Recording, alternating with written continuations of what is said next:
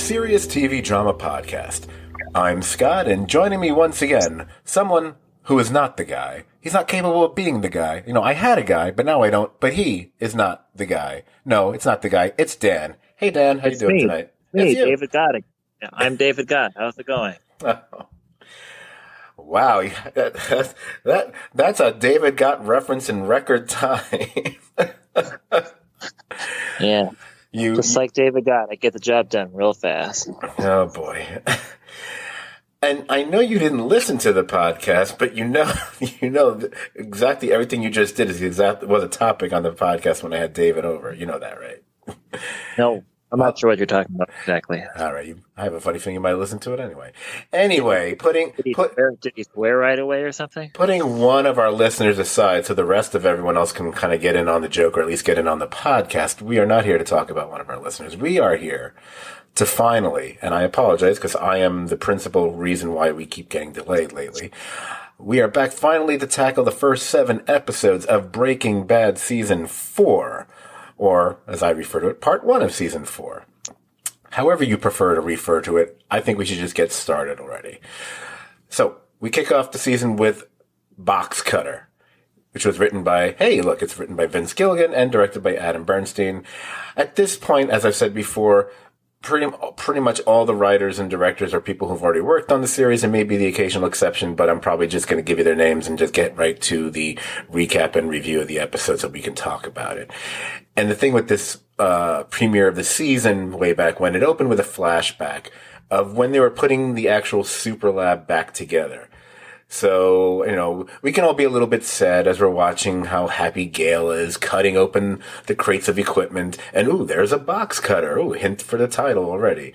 And I definitely had an appreciation, as I'm sure any other fan of the show had, when he has that little conversation with Gus Fring yet again about when will we be up and running. And once again, just like we saw in season 3, Gale throws out a number trying to be truthful and honest. And then he gets kind of slightly frightened into a shorter number. He says a month, and then it turns into 2 weeks. What's interesting in the flashback, of course, is you can sort of kind of say Gale essentially talks Gus into hiring Walt. Is Gale signing his own eventual death warrant? So, you know, so basically the cause of Gale's death can be traced back to Gale himself. I'm not, you know, it's unfortunate. I think that's the way these things work out in dramatic television movies, but it's just one of those, oh man, if you only knew. Oh yeah, but Gale's always been, you know, he always strikes me as a little bit oblivious to like what's really going on, so he probably wouldn't be thinking of the big picture ever with this kind of thing. Okay? Right. He's good about stuff, but he just never really seems to be really in tune to a lot of this other. Right. I don't think look, I think from the top, I think Gale knows that he's involved in a very major drug operation and that there is obviously danger involved from maybe Gus Fring doesn't present himself that way to him. But certainly the people who work for him are not, you know, button down, nicey nice types. Victor at that point, I don't think Tyrus was around Gale at that point, maybe, but Victor certainly was. And maybe Mike as well. They obviously look like thugs. Come on. But I don't think it's until much later on, as we talked about in the previous podcast, I believe, on Breaking Bad, where they're having the conversation about Walt's cancer. And I'm pretty sure Gale kind of starts to pick up on, oh, this isn't really about Walt having cancer. And that's where it looks like Gale's maybe going to try to say something to him or warn him. And that doesn't quite work out because Victor kind of moves over to the side. But anyway, that's season 3 stuff. We're talking about season 4. So let me get back to the episode.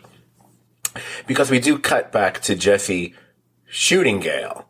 And how the neighbors find Gale and Victor shows up. And that's when we realize that Gale apparently took one right through the eye and out the back of his head and into the tea kettle.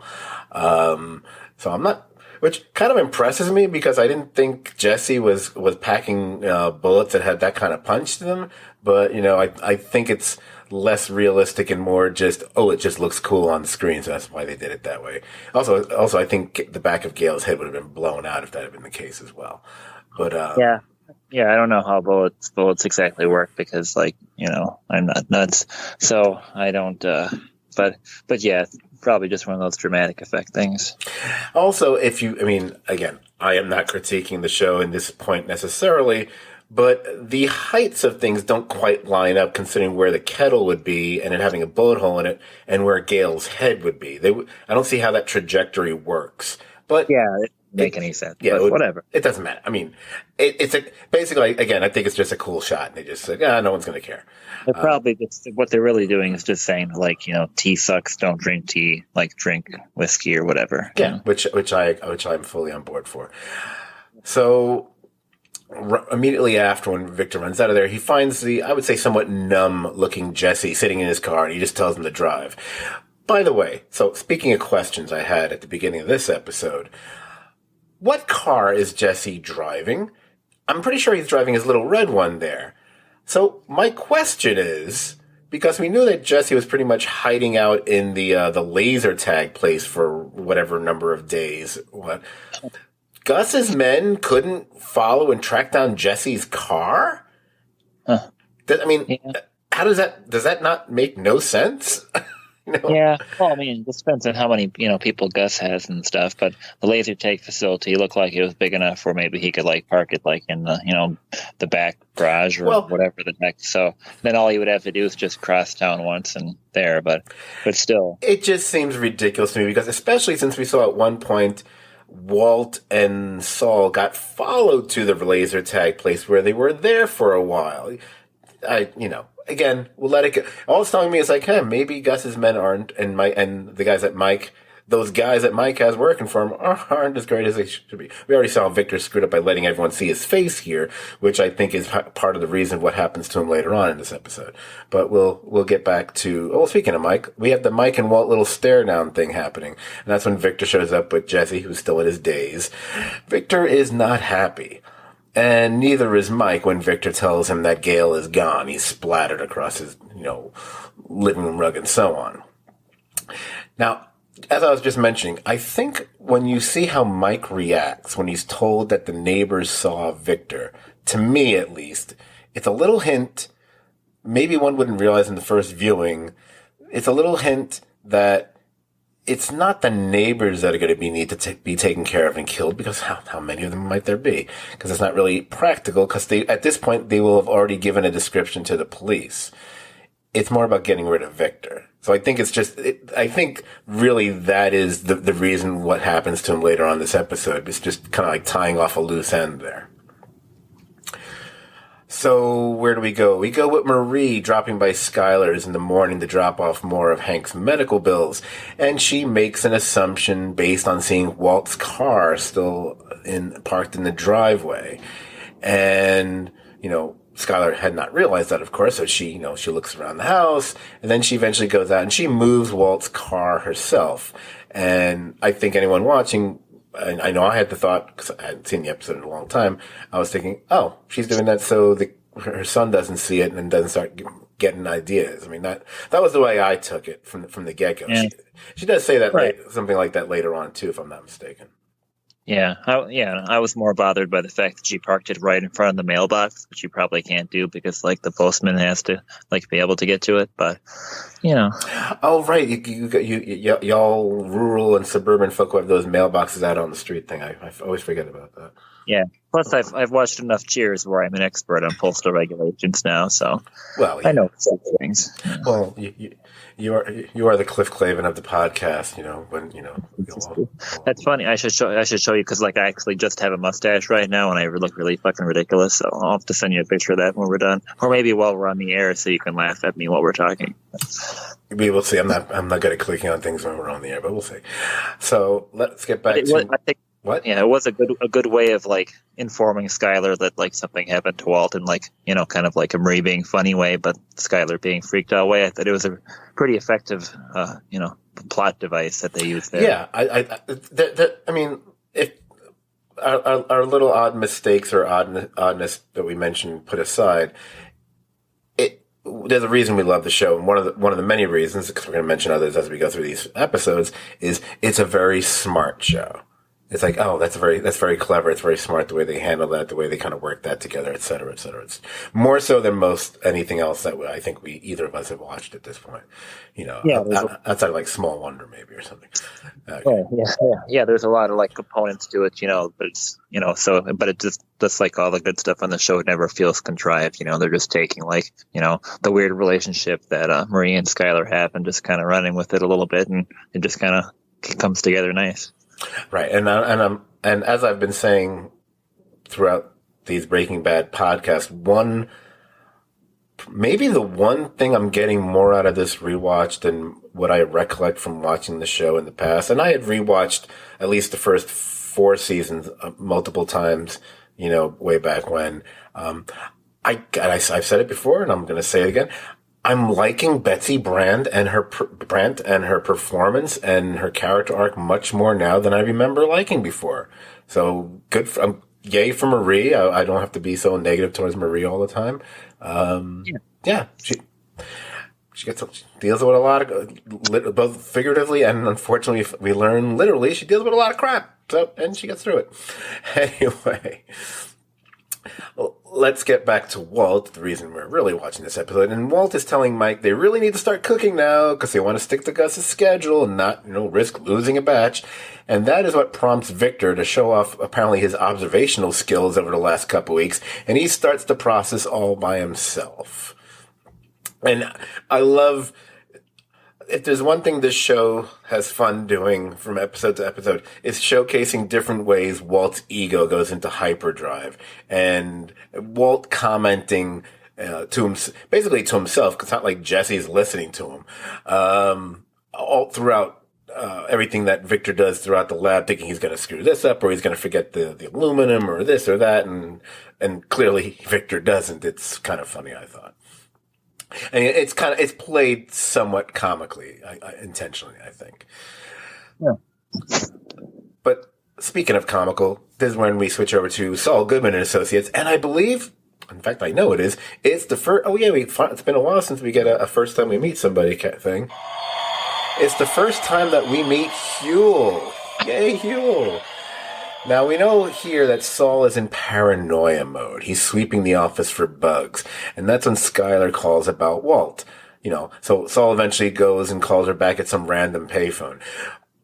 Oh, by the way, between this show and then Better Call Saul and different moments that we can remember from both, whatever, is it like semi-iconic to have Saul calling someone from a payphone? Yeah, I noticed that too this time around.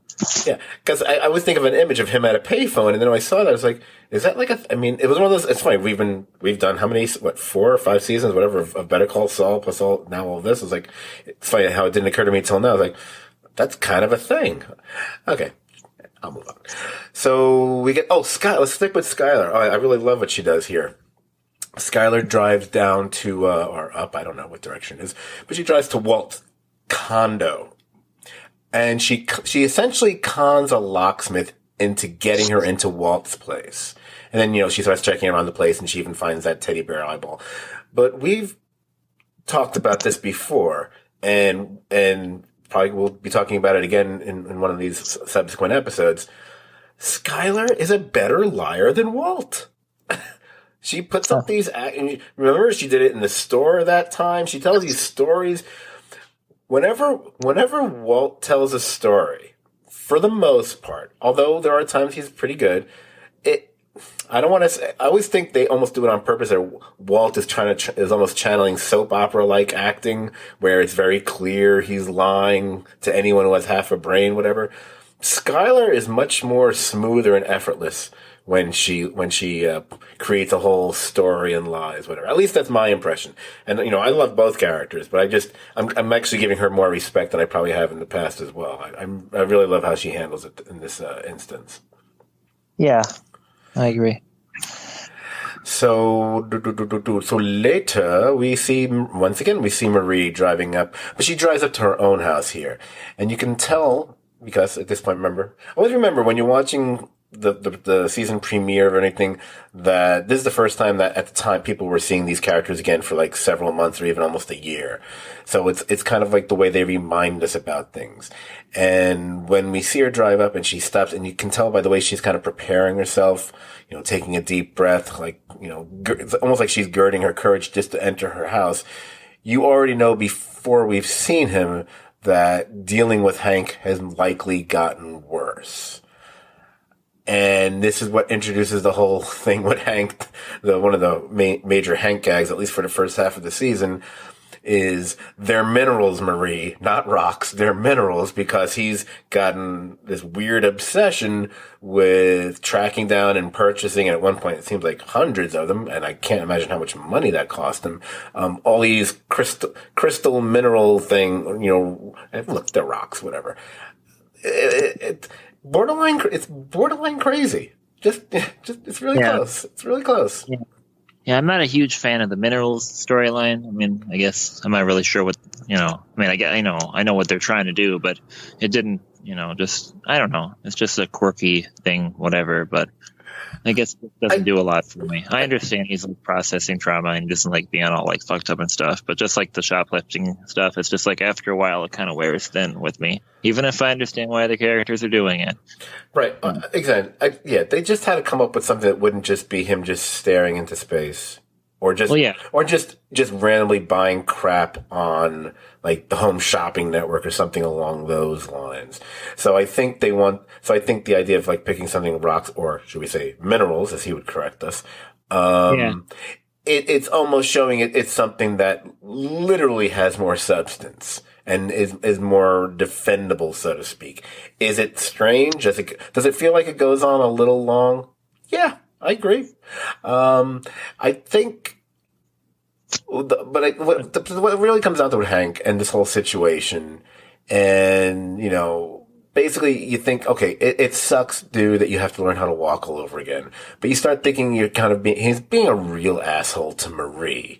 Yeah, really fucking a douchebag about it, yeah. However, and again, this is not me defending it. Exactly, because like I said, I've had a greater appreciation for Marie doing this rewatch. But, and I alluded to this earlier, once you realize what he has to deal with when he has to go to the bathroom, and for anyone, but also someone like him, how incredibly humiliating a situation it must be for him, as it would be for anyone.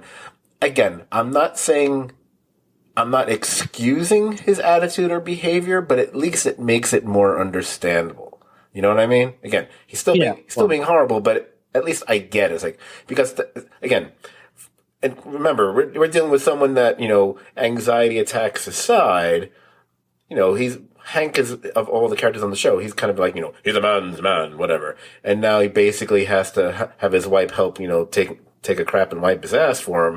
And it's not like he's in his 90s or something. It's definitely having an effect on him.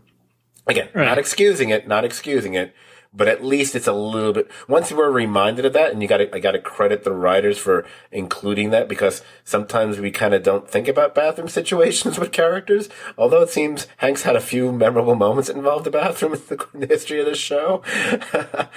But at least there it's a little bit understandable. Yeah.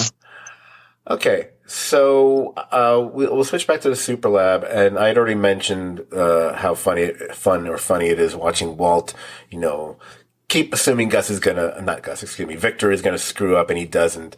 But at a certain point, Gus arrives, and one of the nice calibrated things about the way Giancarlo Esposito pulls off Gus Fring is that I love that he can do a character that's, on one hand, he's clearly seething, but he's also incredibly stoic at the same time. And that it's that repressed rage that he channels so really nicely. And we've both seen Esposito do probably dozens of things, everything from Spike Lee films to being the villain in every other TV show, apparently. But this is still, I think his work as Gus Fring, especially in certain episodes, especially one that's coming up in our next podcast, is possibly his best work, I think. Yes. Now, I kind of thought of you a little bit because I know you like to focus sometimes on, and rightfully so, on the look of things, how something is shot, how whether it be the camera angle. What I really like in this scene, especially where we are right now, is the use of blue light and the way things are shot and the way they look. And yes, I am fully aware the choice of using the color blue is very deliberate. Well, obviously it's deliberate. Everything's deliberate, but we know what that also tells us. I really like the way this whole sequence is shot here, if you know what I mean. Yes, I do. So during this is where Gus is he's changing out of his clothes, putting on the protective gear, while Walt is trying to make his case and point about Gale that the death is on Gus, not him. And then Walt is basically trying to grab onto whatever he can here because he's doing that. He's trying to belittle the capability of Victor as a meth cook. All this. Meanwhile, Gus is not even acknowledging him. He's just looking around, opening up drawers, whatever. And then we see at one point he finds the box cutter, and we realize that's the box cutter we saw Gale using in the cold open of this episode. And pretty much, a minute later, he kills Victor. Right in front of Walt and Jesse, his body, sinks to the floor like a sack of wet cement, whatever, with the blood puddle just seeping out, like no tomorrow. But what's interesting when you watch it is watching the reactions of the three people who are witnessing this, because they're all very different reactions. Yeah, I didn't really. Yeah, that's my big takeaway from this watch too. Mike's reaction. I totally missed before that Mike was so freaked out that he fucking pulled a gun on Gus without even thinking about it. Yeah, that's really something. I mean, yeah. Mike, you realize it's one of those things, despite what he said earlier about where I said the hint about the neighbors or whatever, but Mike didn't know this was going to happen. He certainly didn't know it was going to happen this way. You'd think he would know it was a possibility, but he didn't think it was going to go down this way. And so the fact his first instinct was to do that because Mike is all about loyalty to his guys. And even someone like Victor, he still views as, one of his guys. And the look on his face as he's doing it is just fucking incredible acting. It's just, it's really good. Oh, it's each one of them, because then we switch over to our two semi-captives here. Walt is repulsed. He's like almost gagging as he flinches away. But what's fascinating to me is Jesse's reaction, especially after what Jesse has just gone through, within the last hour or two, whenever, because we don't know how much time has passed since some time has passed, but not too much. Jesse leans forward. He's staring intently at them, at Gus, as this is happening. It's a very strange. It's almost like he wants to absorb the violence based on what happened to him. He's soaking it in as though somehow it'll absolve him or something. I don't know what it is.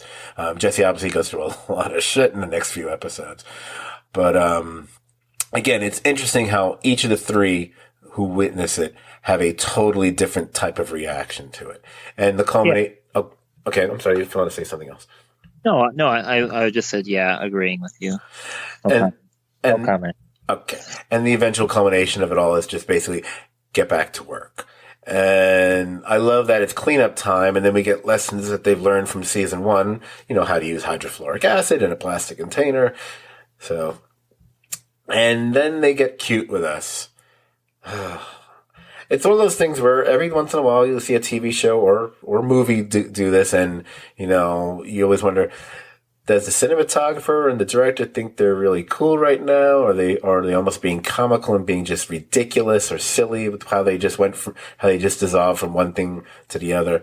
Because we cut from the mopping up of the blood to a guy swirling his French fry in ketchup, and it's a little repulsive, a little bit. That's just because you don't like ketchup.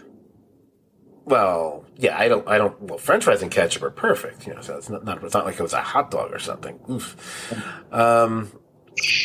Excuse me. I apologize in advance. I might cough a few times on the podcast. I can't seem to stop that as of late, so we'll just have to deal with it. So we're going to take a minute to talk to Dr. Del Cabolia next week to see what's going on. Oh, yeah, I wish that was a joke, but it may very well be the big C. So once again, we are getting a moment. I'm not joking. We are getting a moment on Breaking Bad with Walt and Jesse that's feeling just a little bit Pulp Fiction-y. Because like in season 1, here they're in a diner. Excuse me, it's a Denny's. Yay, Denny's. I think this is the first time they actually officially use a Denny's as a location. They referenced Denny's before, but they actually didn't go there. I think this is the first time. I'm going to say it is because I would have cited it before. But the Pulp Fiction reference, obviously, or maybe not so obviously if people don't remember the movie that well, is that both Walt and Jesse are clearly dressed in outfits or T-shirts that aren't theirs, that were clearly just bought somewhere. It's like some rest stop or something. I mean, Walt still has the size sticker on his, and they're also then as the camera pans down, we realize they're also wearing like these matching white pants and like cheap new sneakers as well. So basically, they had to get rid of their entire outfit because there was quite a bit of blood spattering when Victor was, dying in front of them there. Yeah, I wonder like how they got the outfit. If like Mike had to just go buy something for him and just didn't care and grab the same stuff, or because it's not like they walked into like. I'm guessing they didn't walk into Walmart all bloody or whatever. No, I'm assuming Mike ran an errand for them, and I love that Walt's wearing like a Kenny Rogers shirt, so that made me very happy. Yeah. And it's interesting because, as I mentioned before, Jesse leaning forward to watch the murder happening and everything. It's almost as if Fring murdering Victor has somehow, at least for the moment, re-energized Jesse, who's totally wolfing down his grand slam here. And it's at this moment, this is where Walt is trying to take the time to really see how Jesse is doing, because he realizes, he basically had Jesse execute a person on his behalf earlier. But Jesse seems to, again, at least in this episode, in this moment, he's undergone some sort of transformation through this. All of a sudden, he's not in that, catatonic glazed, daze moment. He's glib. He's pragmatic. He's cynical. He even says, at least now we know we're all on the same page here. So it's repressing, his emotions and feeling about it, which are going to continue to seep out over the course of this season. But it's just interesting in this moment. You would not necessarily have foreseen him acting this way, a half an hour, 45 minutes earlier in this episode. And then we get to the end, which is Walt returning to realize, as we mentioned earlier, that Walt realizes his car is gone. And Skyler tells him where it is. It's a few blocks away. And I just love watching him walk off to his car, because we've seen Walt look cool, whether it was season 1 as high as, the first Heisenberg thing when he's crossing the street, or when he's going to, when he thinks he's going to kill God, all these different moments.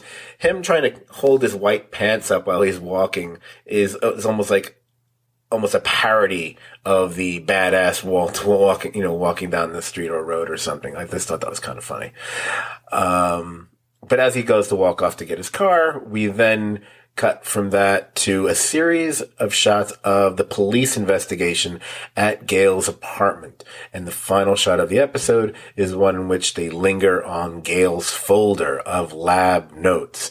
And this will be one of at least a couple episodes, 2 or 3, can't remember now. I'll see when we go through them, I guess, where we end on a shot of those lab notes. Yes. So that is, I remember when watching that at the time, I thought it was kind of a decent start to the season. Kind of like, okay, we see where we're going to go with this. No complaints. I'll mention, I know in previous podcasts that every once in a while there'll be an episode I'll mention, this came in number blah, blah, blah, my top 25 Breaking Bad list I came up with back in 2013, whatever it was. I'll just say right now, none of the episodes from the first half of the season show up on that list. 5 of the final 6 episodes of that season do show up on that list. So that means we got something to look forward to in the second half of the season. And there was one little fact I tracked down. I don't remember if I saw it on IMDb or something, but figure I would just throw it in here because I actually did not know this myself. One can't help but notice in this episode and then subsequent episodes that Anna Gunn looks different. And, Yes. and I remember thinking at the time, there was one point I thought, oh, maybe now she actually is pregnant. Or then I thought, oh, did she do something to her fate? Whatever. Actually, what happened, and you might know this already, Anna Gunn had contracted lupus. She got lupus, which basically result in one of the side effects of lupus is a rather extreme weight gain. And that's what happened to her this season. And that's why, eventually when we get, towards the end, she does get the weight off. But when you first see it, especially in this season, you see her, then you're wondering, oh, what happened? Like, yeah, it's because she got lupus. So, in case anyone was wondering. I know I was. Okay. So let us move on to the second episode of the season. And that episode would be called 38 Snub. It was written by George Mastras and directed by Michelle McLaren. And here, another first. We meet gun dealer Lawson, played by our favorite one of our favorite character, Jim Beaver. I know you're a big fan of his. We meet Lawson for the first time.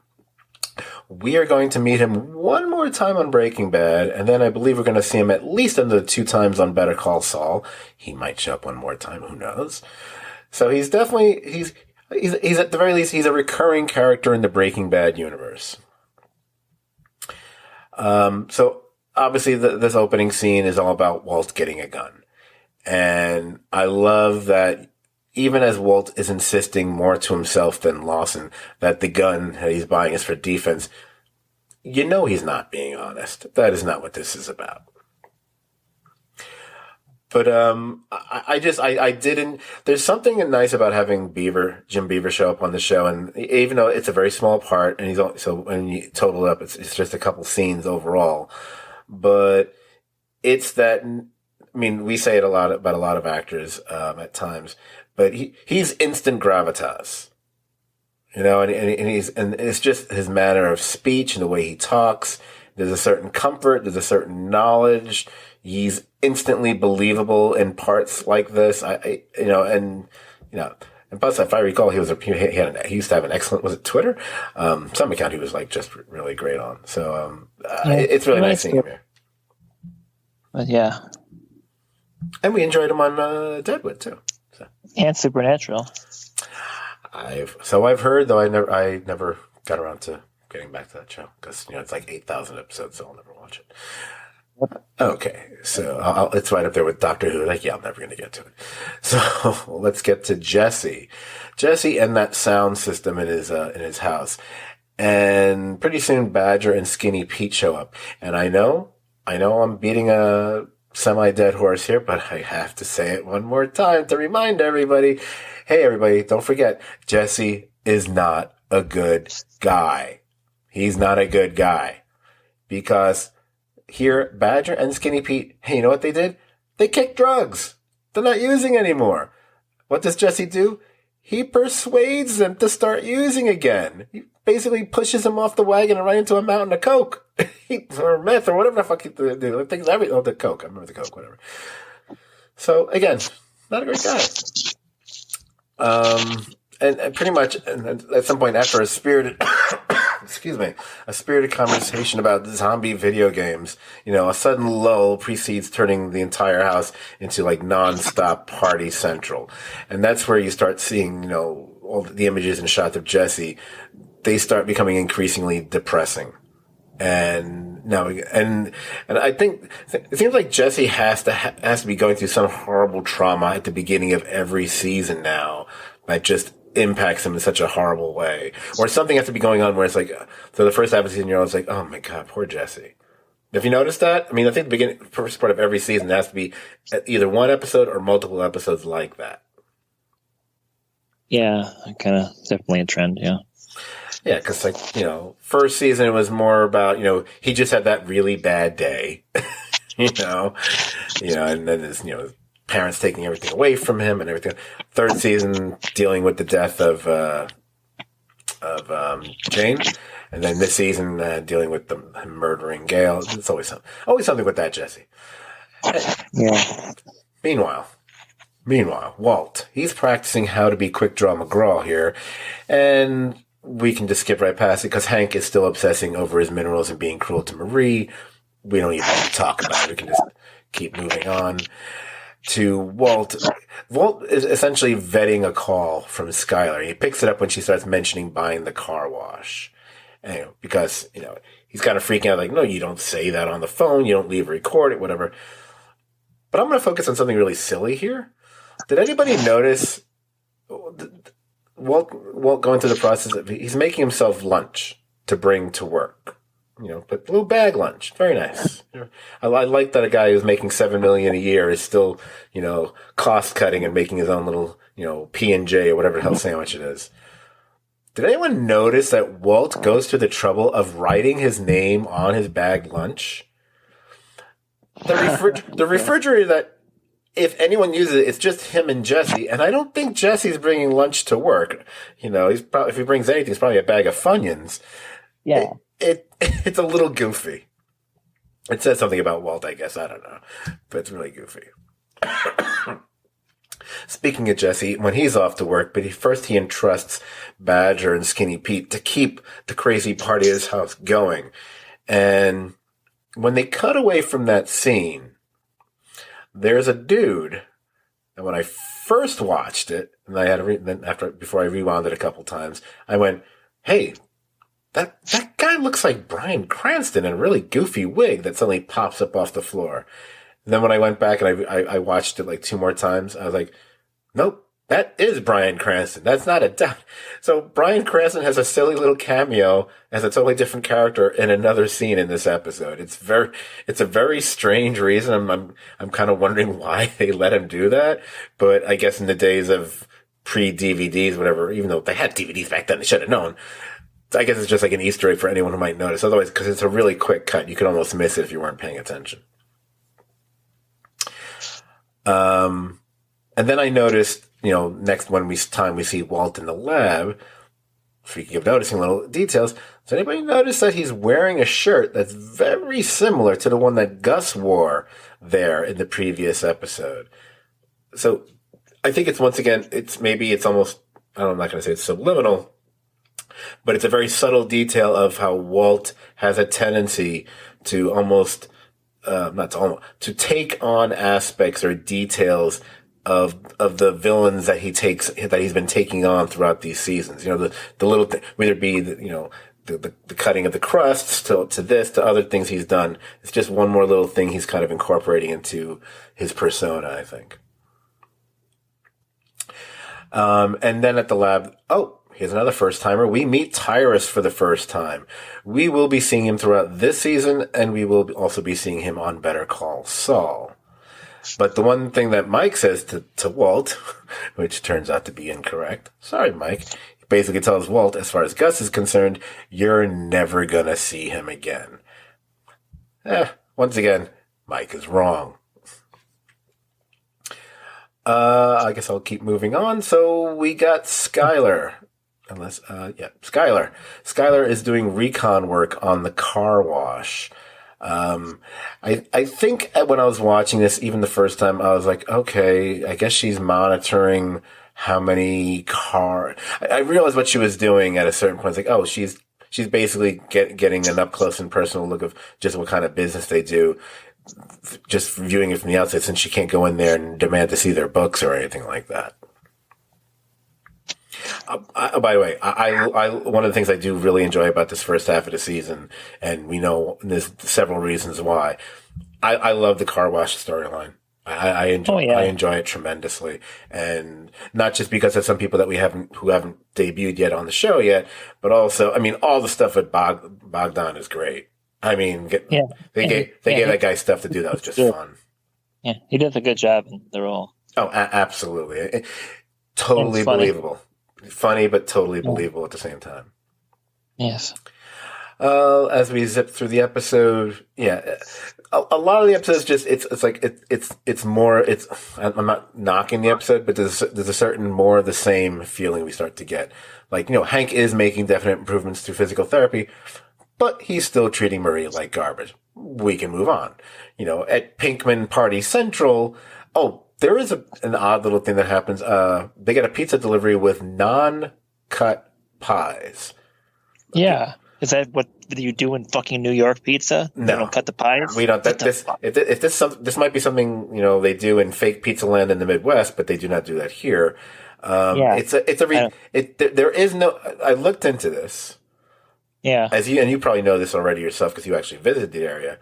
First of all, the pizzeria that they are supposedly using does not do that. They just came up with that for this episode. Yeah, and it's a weird little quirk. Well, in a way, it was their way of somehow explaining how Walt was able to throw an entire pie on his garage roof without it flying apart. Yeah. But, I mean, it's the most ridiculous thing I've ever heard. I mean, it's bad enough, you got people cutting a round pie into square. Don't get me started. So, have you ever had a square cut pizza before? I've had a Sicilian pizza because it's shaped like a square. Have you ever had a round pizza cut into squares before? No, I've seen it and I hate it. I hate the idea of it. It's just stupid. Well, until you eat it, shut up. That's stupid. So, it makes all the taste difference to the way you cut it. All right, so Andrea stops by, and she's inquiring about an envelope of cash that she received coincidentally the same night those guys who likely killed her brother were apparently run down and shot. Who could have done that? Yeah, she knows Jesse obviously is the one who left the money, and I think he says he did without saying he did, essentially. And she keeps the money because I remember when I was watching this scene the first time and even doing whatever number of rewatches, I always forget what happens. I'm like, don't give the money back. Don't give the money back. And she doesn't. So it made me actually like Andrea more because I hate when you see characters do something like that. I was like, no. You would keep the money. Keep the money. Anyway, I'm just saying. Huh. So later that evening, I believe, Walt pulls up near Gus Fring's house. See him gathering himself. He's got the gun. And of course, he has to put on the Heisenberg hat, which means, that's kind of bestows him with courage or whatever, like he's some sort of superhero or something. But as he starts to walk toward the house, he gets a call. And when Walt gets a call, it's got to be from Mike. And Mike is essentially advising that Walt go home, which of course he does. I feel it's, I think more when we were doing the first season or so, I think I kind of got away from it or there hadn't been as many, the whole Breaking Bad tropes, which could be anything from Jesse gets beaten up yet again or Walt puts on the Heisenberg hat before, going out to do something Heisenberg-y, whatever. One of them I think is like, Walt gets a call from Mike. Basically, to go home, what are you doing? Because it happens a few times to see it. Doesn't matter where Mike is. He always knows to call Walt and get him to stop being an asshole, basically. Where are we? That aforementioned, that big giant shipment of minerals arrives at Hank and Marie's. Yeah. Again, my only thing about that is going, how much money did he spend on all this? Anyway, but let's get to the car wash. Car wash it's this scene. I love this scene. Skylar meets with Bogdan, to make a fair and reasonable offer to buy the business. And it's pretty clear almost from the get-go that the bushy-browed dude has no interest in selling, especially to the wife of Walter White. 10 million, 20 million, whatever. He's basically saying, I'll be the one. Oh, drop the big curse word. He's basically saying, fuck off and die, whatever. And I was thinking about it. I was like, okay, you're getting that. I mean, I get it. But, so Walt knocked over some brochures and grabbed his crotch, and that's why he won't sell for a reasonable price. I mean, I guess I get it, but he did knock some air fresheners from the floor too. Yeah, I couldn't remember what was air fresheners. I know he knocked something over. It was the air fresheners. Okay. Yeah, but it's a great scene. So it is. And what's great about that scene is it fuels us for what's going to happen later on, and it'll be that much more satisfying. There'll be at least two more scenes that'll be so satisfying with Bogdan later on. So, but let's move on to an even funnier character, which we get a glimpse of a Saul Goodman TV spot, and we see that he's still let's say he's exploiting. He's exploiting that airplane crash tragedy still. It's on the TV at the bar where Mike is seated. And he's watching the commercial, and now that we're having watched him for multiple seasons on Better Call Saul, and I'm getting to know Jimmy McGill there, you almost want to now use the backstory we've seen on Better Call Saul to inform the way Mike must be thinking here. And I kept thinking, Jesus Christ, what is it? Look what this guy's become now. Oh my God. But of course, within moments, Walter White shows up, and Mike clearly knew that he was coming. Walt feels the need, as he does at times, to not only explain his actions, but he believes he can convince Mike that they're in the same boat. And if he can just get, if Mike can just help get Walt in a room alone with Gus, yeah, Mike is not taking this shit seriously. He knew from the get-go that Walt is carrying a piece. And I love it, all the trouble that Walt goes through in the opening scene with the Dawson character about, having a gun and how someone wouldn't be able to spot it. Or it's like, yeah, didn't take into account if you're dealing with a professional who's also an ex-cop, they're going to figure out you've got a gun like that. So maybe you didn't take that into account, Walt. Maybe you should have mentioned the guy you're trying to hide the gun from actually is both of those things, because Walt already knows he's an ex-cop and all that kind of stuff. Anyway, he should have gotten one of those things, those little sleeve, down your sleeve Derringer spring-loaded kind of deals or something. Anyway, characters back in the old days of Maverick in the Old West. But anyway, like I said, Mike knew he was carrying a piece from the get-go, and after Walt pretty much says his piece, Mike lets his fist and foot do the talking for his response, because even though it's brief, he pretty much kicks the shit out of Walt, at least for a couple of minutes there before he steps over him and leaves. So there.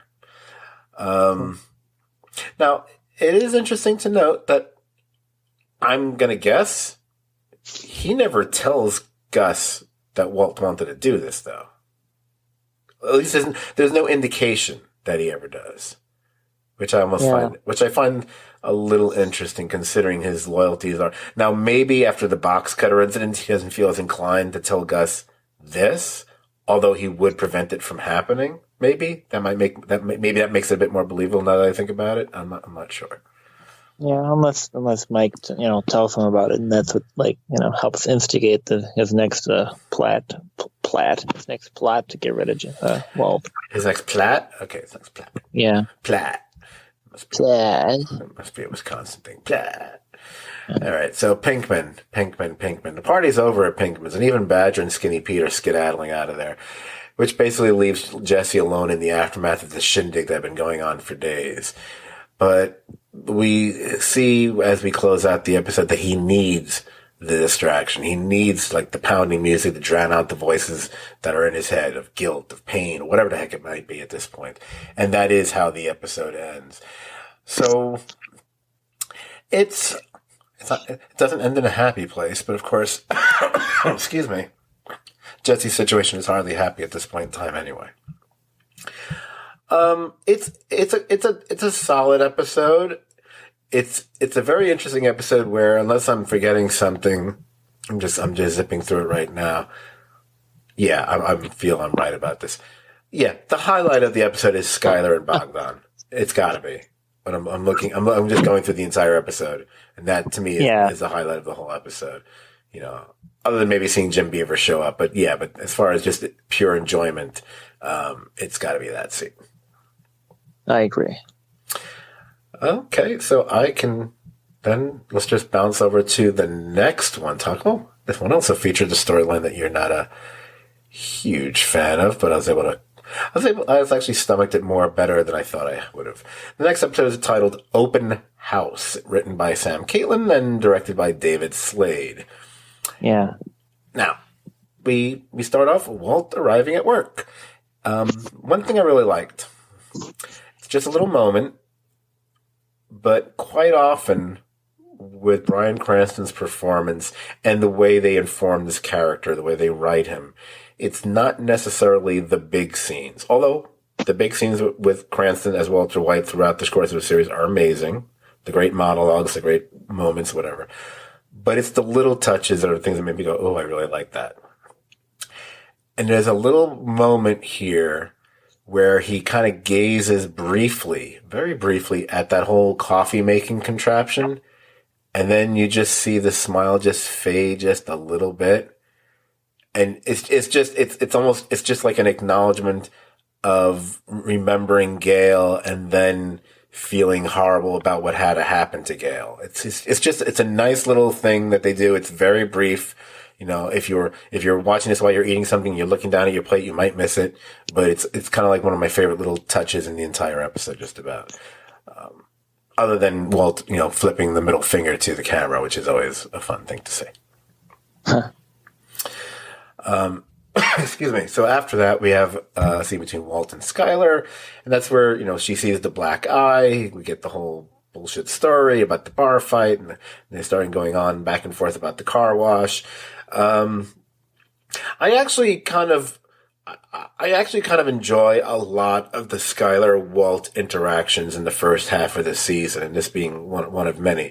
Whether it be them arguing about the car wash or about what the big story is going to be, or dealing with Junior, or whatever it is. And it's funny because this is at the point, we're already in the fourth season, so the people who are anti-Skylar or Skylar haters, they're entrenched at this point. And while I understand there was a couple episodes earlier on in the series where I get not really liking Skylar very much, but that should have been a very brief feeling. And after that, you should be like, yeah, you can kind of see her point now, right? You can kind of understand her now, right? And at this point, the fact that she's inserted herself and become part of this whole thing, and she's still doing things without knowing the full story. I don't know if admirable is the right word, but she's not the shy and retiring type. And considering how many, wives of the main characters, be they a pure protagonist or anti-hero, whatever, that tend not to be as involved in things, whether it be your Carmelas or your Bettys or whomever, she becomes a more of a part of it. Not to the extent of what happened on the Ozarks, of course, but not totally different either, if you think about it. I mean, I think we've said before, and maybe we might even talk about Ozarks next year. If there's one show that Ozarks lifts a lot from, and not ripping off, just maybe more inspired by and building upon, it's certainly Breaking Bad and the relationship of Skylar and Walt, and they kind of make it a more of an equal partnership in Ozarks. If I'm not, at least that's the way I look at it. Yes, and I agree with you what you just said, that Breaking Bad and Ozark are basically the same quality level. So yes. Oh yes, they're definitely on the same. Well, Breaking Bad is its own tier, period. But then all the other high tier shows are right there. It's not like some people would say. We know who we're talking about. Anyway, so the title of this episode was Open House, and Marie goes to an open house, and she spins this crazily elaborate life story. Wow. The sisters make up these stories. That lying is in the genes there, man.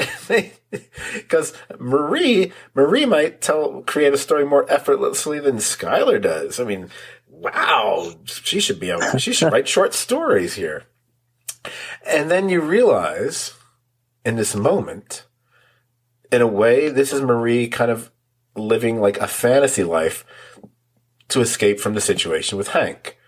Which is, I don't know if it's not, I wouldn't call it ironic, but the creepy parallel is what Hank's doing at home when Marie's not there until she arrives, is he's watching porn. So that's his escape from what's going on. Although I kept thinking he's watching it, but would he actually? Anyway. And that is also where we learn through one shot that Marie apparently swiped a Hummel from the open house. I do love bringing Hummels into this unit or something. Yeah, so like I'm not bothered by this aspect of the shoplifting storyline. Like before, it was just kind of like like now, like in this instance, it just has more of like a reason behind it that we can see. Before, it's just like, okay, like nutty, annoying stuff's happening here, but like no, we can, like, we're just seeing things more of like this Hank situation from Marie's perspective than we would have earlier, because it was usually it was a lot more about Hank in season 2, and they didn't they didn't really they just didn't make as much effort into, having us empathize. It's Marie. So even though Hank had been going through some shit back in season 2 also and being, kind of douchey about it, but there's a lot more Marie perspective this time around. So it just works. It lands better because like there's reason behind it. You're not just like I am with Hank, just like, okay, minerals, why? Like this just kind of makes more sense in this instance. It actually works and it's pulled off more effectively. Right. It's as if, season 1 was just about introducing them. Season 2, okay, now we're going to spend some time really giving more shape and definition and color and depth to Hank's character, which kind of carried into season 3. And then at some point in season 3, we also make the switch over to Marie and start to do stuff with her, which we then build on throughout this season, throughout how she deals with the situation and it makes her more understandable, more relatable, because many of us have situations in our lives with family or loved ones where you're dealing with a situation which is horrible or annoying or whatever, and it's all on you. And that's her situation here as well. So let's skip back to Jesse and Walt, and I have a question which bothers me a little bit. So we're at the Super Lab, Jesse and Walt, and it's at this point Walt is aware and is watching that the security camera, you can actually hear it because I guess they're not allowed to play music while they're doing stuff in there. Is following them around. It's obviously this is a little security camera is following as Jesse walks around, whatever. But I'm confused about one thing because there is an implication here and earlier with the middle finger, whatever. There's an implication that there wasn't a camera there before. And I'm pretty sure there was always a camera in the Super Lab. Why? There had to be. Because Gus would be, even if we didn't say, we assumed Gus was checking out things on his laptop or whatever. And you just made this hundreds, maybe even $1 million investment, whatever. Of course you're going to have a camera in there. So it just seemed weird that they were reacting. I mean, yes, maybe it's just because now they're aware the camera's following them around. It's not a stationary camera. I guess that could be it. I guess that's why. But otherwise, I was like, there was always a camera there. Why? I didn't think there was a camera there before. I just figured that like this was a new thing, and just like he's because before he never was going to be in a position where like somebody he doesn't trust is going to be down there working in the lab. So I mean, like all they would need is like a camera at the entrance to the laundry, and that's really all you need. And in and out, you don't have to watch what's going on in there. But he's a careful person.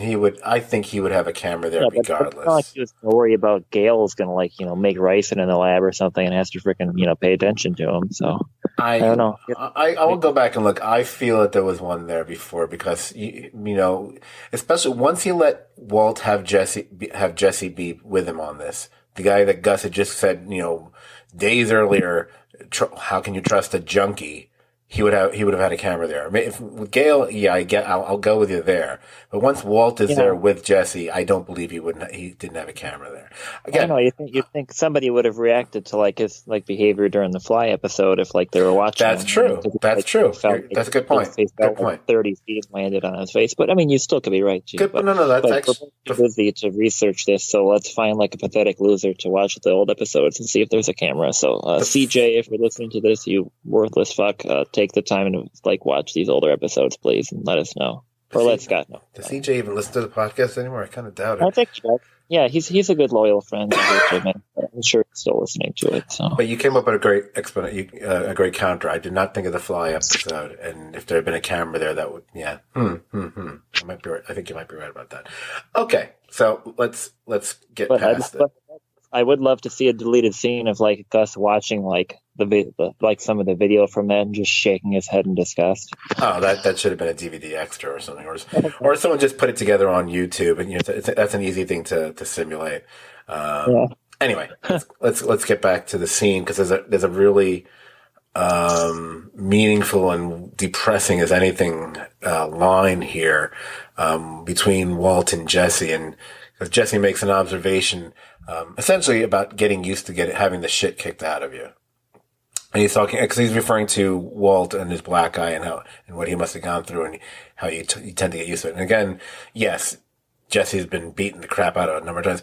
But it's just in general, it's just what happened to Jesse's life, or how life has treated Jesse, quite frankly. So it is really heavy and depressing. It's kind of it's a sad little moment for Jesse, I thought there. So now we get one of my favorite scenes.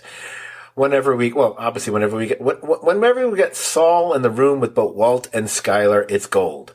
Gold, gold, gold. Gold, gold, gold. They're discussing the car wash problem.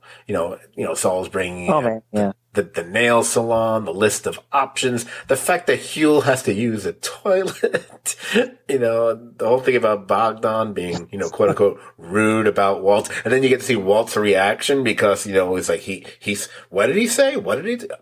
There's so much fun going on here, especially when Saul starts throwing out the different ideas. And, this is, again, I don't want to call it a trope, but there's a couple moments on the show where Saul runs through different possibilities. And it's Odenkirk's beautifully comical performance that still has the air of believability because Saul is such an outrageous character at this point. How do you not love that? How do you not laugh at what goes on here? Terrorists. What did they say? Is he Romanian? Yeah. Yeah. Oh man. That was my first note that I wrote for this episode, just the word terrorism in all caps. So it's just great. It's just so, because, terrorism, of course, is a subject for humor. So, but yeah, it's just such a funny thing for him to say and just so like. Or you can call the good people at ICE to help out or something. Yeah, it's amazing. So then later on we get, another open house, and we get Marie telling yet another story. And this time it's a spoon that's taken. Why? That's only important to know for later. Although, speaking of spoons, one person who uses a spoon on the show would be Jesse because of all the drugs he does. But no, Jesse is going kart racing. Oh, it was kind of nice, odd, but nice that Jesse asked Walt to go kart racing with him. And Walt turns him down. Yeah. There's something kind of poignantly, because at this point it's like, wow, he's asking him to participate in an activity with him. It was like that time when one of them asked the other one to go maybe it was Jesse because he wanted to talk to him to go out for a beer with him that one time. It's just because he realized, they hardly ever do anything like that because they don't view each other that way, quite frankly. Yeah. But when Jesse is racing the kart around the track, it's just, it's obviously it's the performance. It's also the makeup department because his eyes just look like they're hollowed out. You start thinking, is this guy ever asleep? He screams. He comes home. The party that's been going on at his house is now just become something like a bizarre horror show. It's violent. It's orgiastic. It's oof. And it may be around this point, if one is actually giving any thought and notice what the title of the episode was, it's like, oh, wait a minute. The open house doesn't just refer to the things that Marie is going to. It's also referring to Jesse's house. It's an open house for everybody to do whatever the fuck's going on. And maybe it's reflective of their lives, quite frankly. It's an interesting kind of, parallel between two characters you wouldn't really think of in the same way, I don't think. Right. And speaking of open houses, here's where we get one more. But this time, during Marie's latest tale, turns out the same realtor from the previous house is there. So Marie tries to hightail it out of there, but they get into a little tussle, grabbing for a bag. Marie is essentially caught red-handed with whatever it was that she took. Oh, wait, did they show it? I can't remember what it was. Oh, it was a frame, I think, or something? Yeah, the picture frame of like the couple that own the fucking house. Yeah, which is just whoa. Yeah. Yeah. So, and now when we see that happen, you get that total feeling of dread because you already know that life with Hank and everything has been horrible as of late, and now Hank's going to get a call about this. Oh Christ. So Hank does get the call. It's clearly about her. It's Detective Roberts, who we've met before, I believe. And, he just sits down with her after he gets off the phone with Hank and tells her that she's free to go. But at that point, she's just sitting there looking kind of glassy-eyed. And then she ends up breaking down next to him. And you realize it's like before, like she doesn't want to go back there. that is a house you want to avoid at this point. It's not an open house. It's a closed house. Okay. So we'll get to the other sister, which is Skylar. And in Skylar, I love when I watch shows where you see a character, they get inspired by something simple. She has like a house moment where he's staring at something else and he puts it together. She gets inspired watching soap suds go down the drain in her kitchen sink. And we see her finding the pack of matches for the phone number, which she should have in her phone already anyway at this point. And she makes a call to Saul. And we meet someone that I know you are looking forward to show up on the show finally. We meet Kubi, or Kubi. Is it Kubi or Kubi? Kubi, right? Kubi. Kubi, played by Bill Burr for the very first time. Yes. And this is Skylar directing him in the scamming of Bogdan, with Kubi posing as, I guess we'll call him a water inspector or something along those lines. Yeah. He's represented from he might be literally working for the EPA or something. Yeah, some regulatory commission. It's great. Oh man, it's just And I loved the whole back and forth between, but Skylar being able to look up things and laws, and him being able to rattle it off, not screwing that up. But I also it's the way Bogdan approaches the whole thing, and he keeps trying to talk away from it. He's like, no, I will be clean from this point. No, I'm not going to do the impression.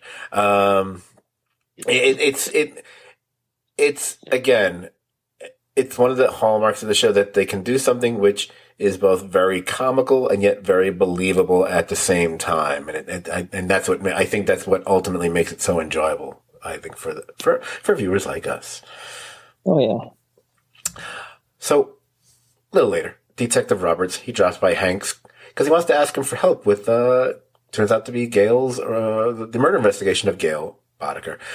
I did like the moment just when this is happening, when the detective drops by, where Hank is, I'm not hungry, and Marie insists on leaving him the rice pudding, and he's like, well, I'm not hungry, I'm not going to eat it. And then like a minute later, we see he's eating the rice pudding. It's one of those nice little touches. I was like, okay, you're still being a dick, Hank, but whatever. But yeah, he drops by to ask him for help with Gail's murder, and this is like the very beginning of lighting the fuse that's eventually going to activate Hank again, and it's a weird thing. It almost gives us something more to cheer about during the course of the season. It's kind of like the rehabilitation of Hank, and once he starts stop being a dick to Marie, start walking again, stop playing with minerals and all the other stuff.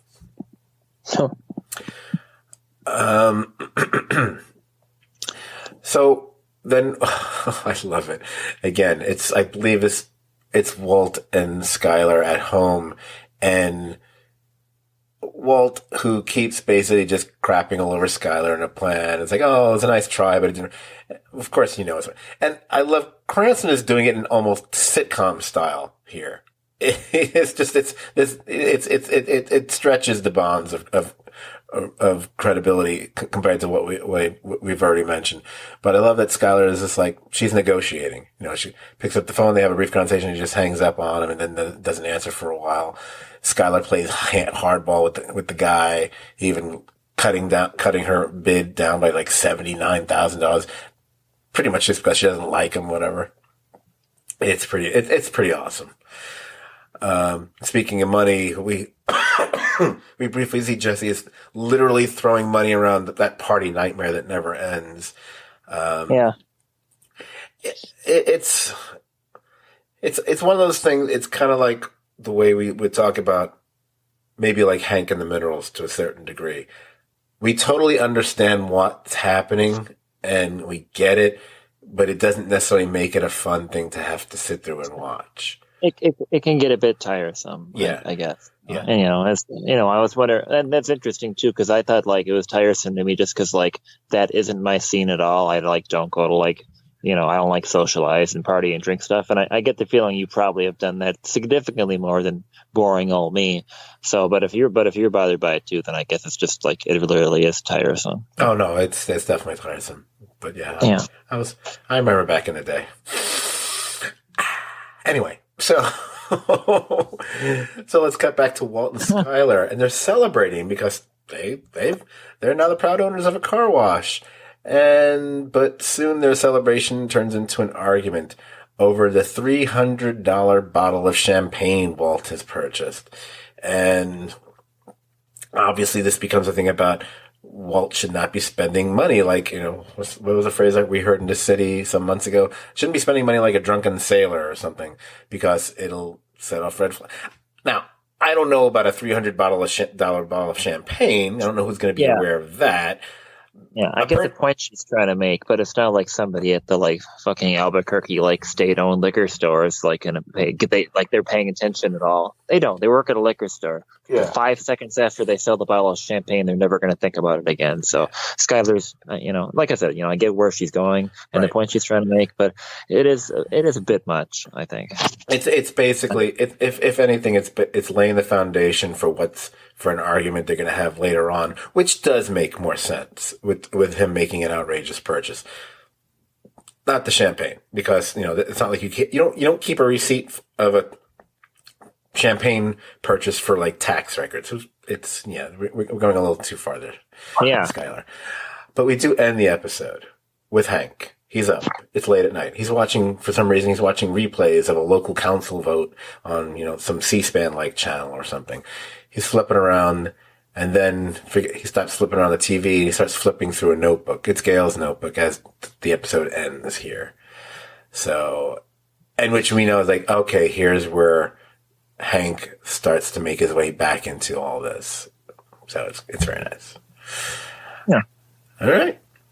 Just one thing I wanted to add to, and I'm usually in the not a fan of Walt Club as the more I watch the show and each time and stuff, but the scene in Saul's office when they were talking about Bogdan and stuff like that, and Walt's pretty much just sitting there apathetic to the whole thing, but then he says, "What do you mean rude about me?" And that's the only thing he fucking cares about in the entire thing. It's just that's so telling with that kind of person, because I just it's amazing. yeah well, it's super blatant, but I notice that kind of stuff more now, unfortunately. But it's interesting how many times and I mentioned it earlier, there's so many different ways and moments we see issues with Walt's ego get in the way, or just rear its head, if not necessarily get in the way. Like I said, it could be him commenting on what Victor was doing and Victor in general during the first episode. It's what you just mentioned, he was rude about me. There was something else. Yeah. Time after time after time. And it's not just the big ones, or when he basically puts Hank back on the trail, which is what are you doing? What are you doing? And it's going to be a later episode, but it's one of the most telling things that he's basically screwing himself by doing that, which is usually why it's a flaw, why it's, a sin, Pride is the worst sin. And pride / is ego. Okay. So question, should we move to the next one, or what you want to do here? Let's keep on rolling. All right, we will keep on rolling through the fourth episode, which was Bullet Points, written by Moira Wally Beckett, who during this rewatch, I have decided, once you get past Gilligan and Maybe Gould, is my favorite writer on Breaking Bad, and directed by Colin Buxey. Now, this episode, it kicks off with, we realize through the shadows, it's Mike in the back of one of those freezer trucks for Los Pollos Hermanos, and the truck is attacked. It's riddled with bullets. Mike, however, does survive. He actually kills the two gunmen, and during the course of the shootout, he actually loses a chunk of his own ear. I remember thinking about how big a piece of his ear was gone. I remember going, I wonder how long they're going to have to keep that bandage on his ear for this season, because that's not going to just be okay in an episode or so. It's going to take some time to heal, and I don't even know, how does that actually heal? Unless he got some plastic surgery, and I don't see Mike doing that. So I want to watch that ear for the rest of the season and the fifth season. Yes. Here we go. And this is why I mentioned how much of a fan I am of Miss Wally Beckett. It's the scene where Skylar is rehearsing the overall gambling story with Walt. The humor of this scene, which, let's get it clear from the start, it's a tribute to both the talents of both Anna Gunn and Bryan Cranston, of course. But to me, it's one of those, generally speaking, lighter yet priceless scenes over the course of the entire history of the series. It's also, if I'm remembering correctly, I hope I'm not screwing this up, guys. I think this is the scene that's actually one of the longest scenes in any of the scripts for Breaking Bad. If I'm confusing this with a different scene, I apologize, but I'm pretty sure it's the one where they're going through the whole story. Is an insanely long scene for a script.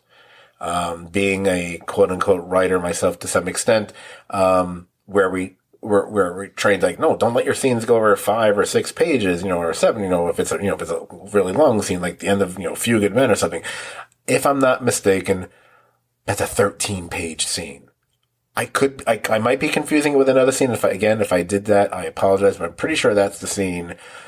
And it's a testament to this writer and just the show in general that they don't need to cotton to the typical formulaic standard rules of the way you put a TV series together, or a TV episode, I should say, together. It's one of my favorite scenes for so many reasons. And also, and finally, before I move on, to me, whenever I have to defend Skylar to people who are like, I don't like Skylar, I was like, if you watch that scene and you still don't like Skylar, you know what? There's something wrong with you. Not the show, not the character, not the actress. It's you. Because that's a great scene. There are just these little beautiful digs throughout the scene. And seeing Walt, or if you want to say Cranston, whatever, his little, there's microaggressions, his little reactions to him, and how it's just such a beautifully it could be a little play unto itself. I really love this scene so much. It's one of my favorite scenes of all time. Anyway, you'd think I would have put this episode in my top whatever, but no, I'm not going to do it just for one fucking scene, but it's a great scene. All right, so I'll stop talking about that and I'll move on, because later, because that's why they've been prepping this whole thing, they drop by Hank and Marie's. Because this is what they've been practicing, to finally let them know what's going on. And, then finally we'll get an explanation for, the covering of the medical bills and all the other stuff. But what's more interesting when we get to Hank and Marie's is you kind of get the sense when there's an earlier scene with Hank, Walt, and Junior. Hank doesn't really love Walt showing off his own expertise. Did you notice that? Oh, yes. Because I think Hank was thinking, the thing with the minerals, this is my thing now. And it's, it's not just about being a cop or being a detective. It's kind of like, oh, look, I can be a man of education and even if you want to say science to a certain degree as well. But of course, Walt's a fucking expert in this as well. And yeah, but it's funny because Walt isn't it doesn't seem like he's not trying to one up Hank. He just knows the information and just kind of tumbles out of him automatically without thinking, which is super funny too, because because of what happens, especially what happens later. Yeah. Right. yeah. Absolutely. And to a certain degree, I always thought one of the reasons, and again, I'm not saying was it worth the ride or not. It depends how many minutes you want. If you want to go back and total up all the number of minutes the whole mineral thing actually does take up on the show, it might not be as many as we think or seem to feel it did. There is a very clear reason why. Okay, you have Walt showing up there. Walt, who deals in crystal meth, who knows all about crystals and fractals, whatever. That's what it's to whatever degree. It's what he does for a living now. And I love the parallel of that, but it's what Walt is doing is of the highly illegal and illicit nature of certain substances. And Hank is obviously on the other side of that, but these are actual legal crystals, things, people can buy and have, and they're safe for everyone and whatever. I just love that. It sets up this bizarre little parallel between them. which I kind of, it's one of those things you might not realize until the scene happens. Like, oh, now again, is that a good enough excuse for what they did? Probably not.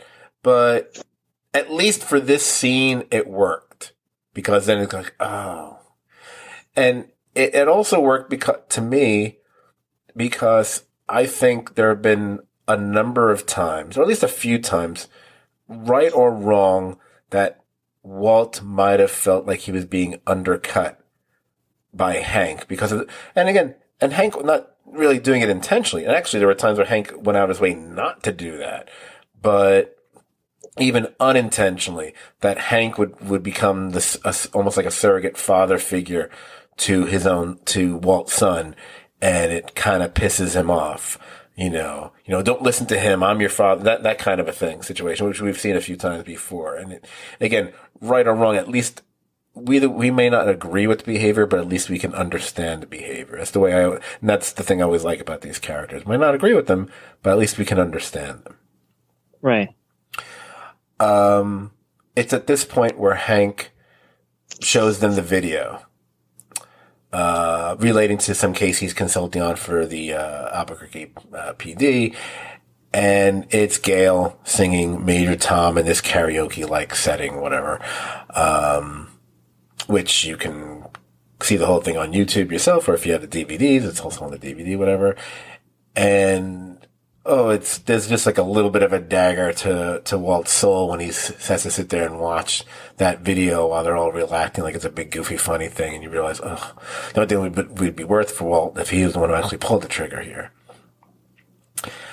And I believe it's at this point, I think we get a little bit more between Hank and Walt, if I'm not mistaken, here before we get to them later on. It may be when they're talking about the lab notebook. I'm not sure, because I know Hank has a line, Walter H. White, the man of hidden talents, or something like that here. But a little bit later, Walt does excuse himself from the dinner table, basically just to run back to Hank's room to pour through that file, that he has in the bedroom. He quickly puts it back when Hank calls out his name in the hallway. They have a little interaction between them. Hey, if you ever need someone to talk to, blow off steam. They reciprocate. And Walt even hints at helping him with his casework, which is, of course, what leads to Hank having Walt actually flipping through the notebook, and they're talking about Heisenberg. And there's that whole thing about WW. By the way, I think it's funny. It seems odd to me that Hank. Oh, wait, Hank does say Walter White, doesn't he? Yes. Yeah, he does. He says Willy Wonka. He says something else, and he says, and then Walt puts it together. It's actually Walt Whitman, although that maybe it actually is Walter White. But Walt grows concerned when he hears about possible fingerprints, not to mention an eyewitness for a person of interest. Although I believe we know what Hank is referring to are the neighbors who saw Victor. Nothing to do with Jesse, but Walt doesn't seem to realize that. So he later on, he goes down to Jesse's crazy house disco party, where Jesse now, he's shaving heads apparently. Walt tries to talk to him about everything and gets thrown out for his troubles. So just like, look, Walt, he's looking out for Jesse, man, and gets thrown out. So he's at Saul, later on he's at Saul's, and consulting with Saul because he's concerned that Hank could close in on Jesse. And that is where Walt goes through one of those monologues. He has a very extended monologue here, which essentially culminates in how did everything get so screwed up?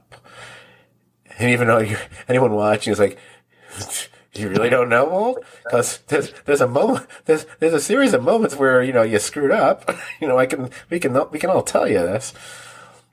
But I think what's really important in this scene, correct me if I'm wrong out there, it's in this scene where Saul introduces the idea of, and the phrase he uses is the disappearer.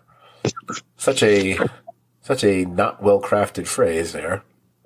Yeah. Basically, he's referring to the character that we'll eventually see being played by, is it Robert Forster? Is that the actor's name? Yes. I don't know we had a different nickname for him. I don't know if it was the vacuum cleaner guy or whatever, or the video game guy. but it's nice to know, like, oh, not nice to know, but to point out, okay, it's in the was this the third or fourth, whatever episode of season 4 where the idea first gets put out there, even if we're not going to see it manifest for a pretty long time. Yeah. Also, I think that I'm not sure because my notes aren't like specific, whatever. But is this the scene where is this the first time we see Saul's World's Greatest Lawyer mug? And is it like the same mug from the Better Call Saul? Because I know he definitely is using a World's Greatest Lawyer mug sometime in this episode. But I think we do see it in that scene. I think you're right. I feel like that's the scene, and that's a good catch. I kind of forgot about that. I should have put that down. Oh well. So good catch. So let's bounce over back to Jesse, the first in the imminent death list, as he leaves for work, but, not before making sure someone is going to get pizza for everyone later. I'm not even going to get into, like, do you have that one freak who's been at the party the whole time who just keeps, rambling on about stuff? And I've actually seen that actor play a character on something else. I remember thinking for a minute, I should look that up. Where do I know him from? And then I said, do I really care? No. But it's interesting that one of the other dudes who's just sitting on the couch there, looking at least initially out of it, does seem to take special notice of the $200 bills that Jesse hands the other guy. And since we all saw that Jesse is just keeping his bag of money literally just in a drawer upstairs, if you have not seen this episode before, you can be pretty sure where at least one plot line is about to be headed, even though you might be wrong about what the reaction is going to be. But we're back at the lab, and that's where Walt notices the camera is following Jesse around the lab, which I think we saw that already. But when Jesse returns home afterwards, I call it his hellhole of a home, when he sees the drawer where his bag of money is gone, the bag of money is gone, he doesn't even react. It's almost like, and then he just, pretty much just lies, just like hits the sheets and lies down, goes to sleep, whatever. Which, that's not the Jesse we saw in those first couple of seasons. I mean, if you couldn't already tell that Jesse's really screwed up, the fact that someone probably just walked away with hundreds of thousands of dollars or so, or whatever it was that was left in that bag, and he doesn't even seem to care about it, is pretty much tells you everything you need to know about Jesse's mindset at this point. The next morning, Mike arrives at Jesse's house, and they've already got the guy who stole Jesse's money. But, like I just said, Jesse, he's completely blasé about it.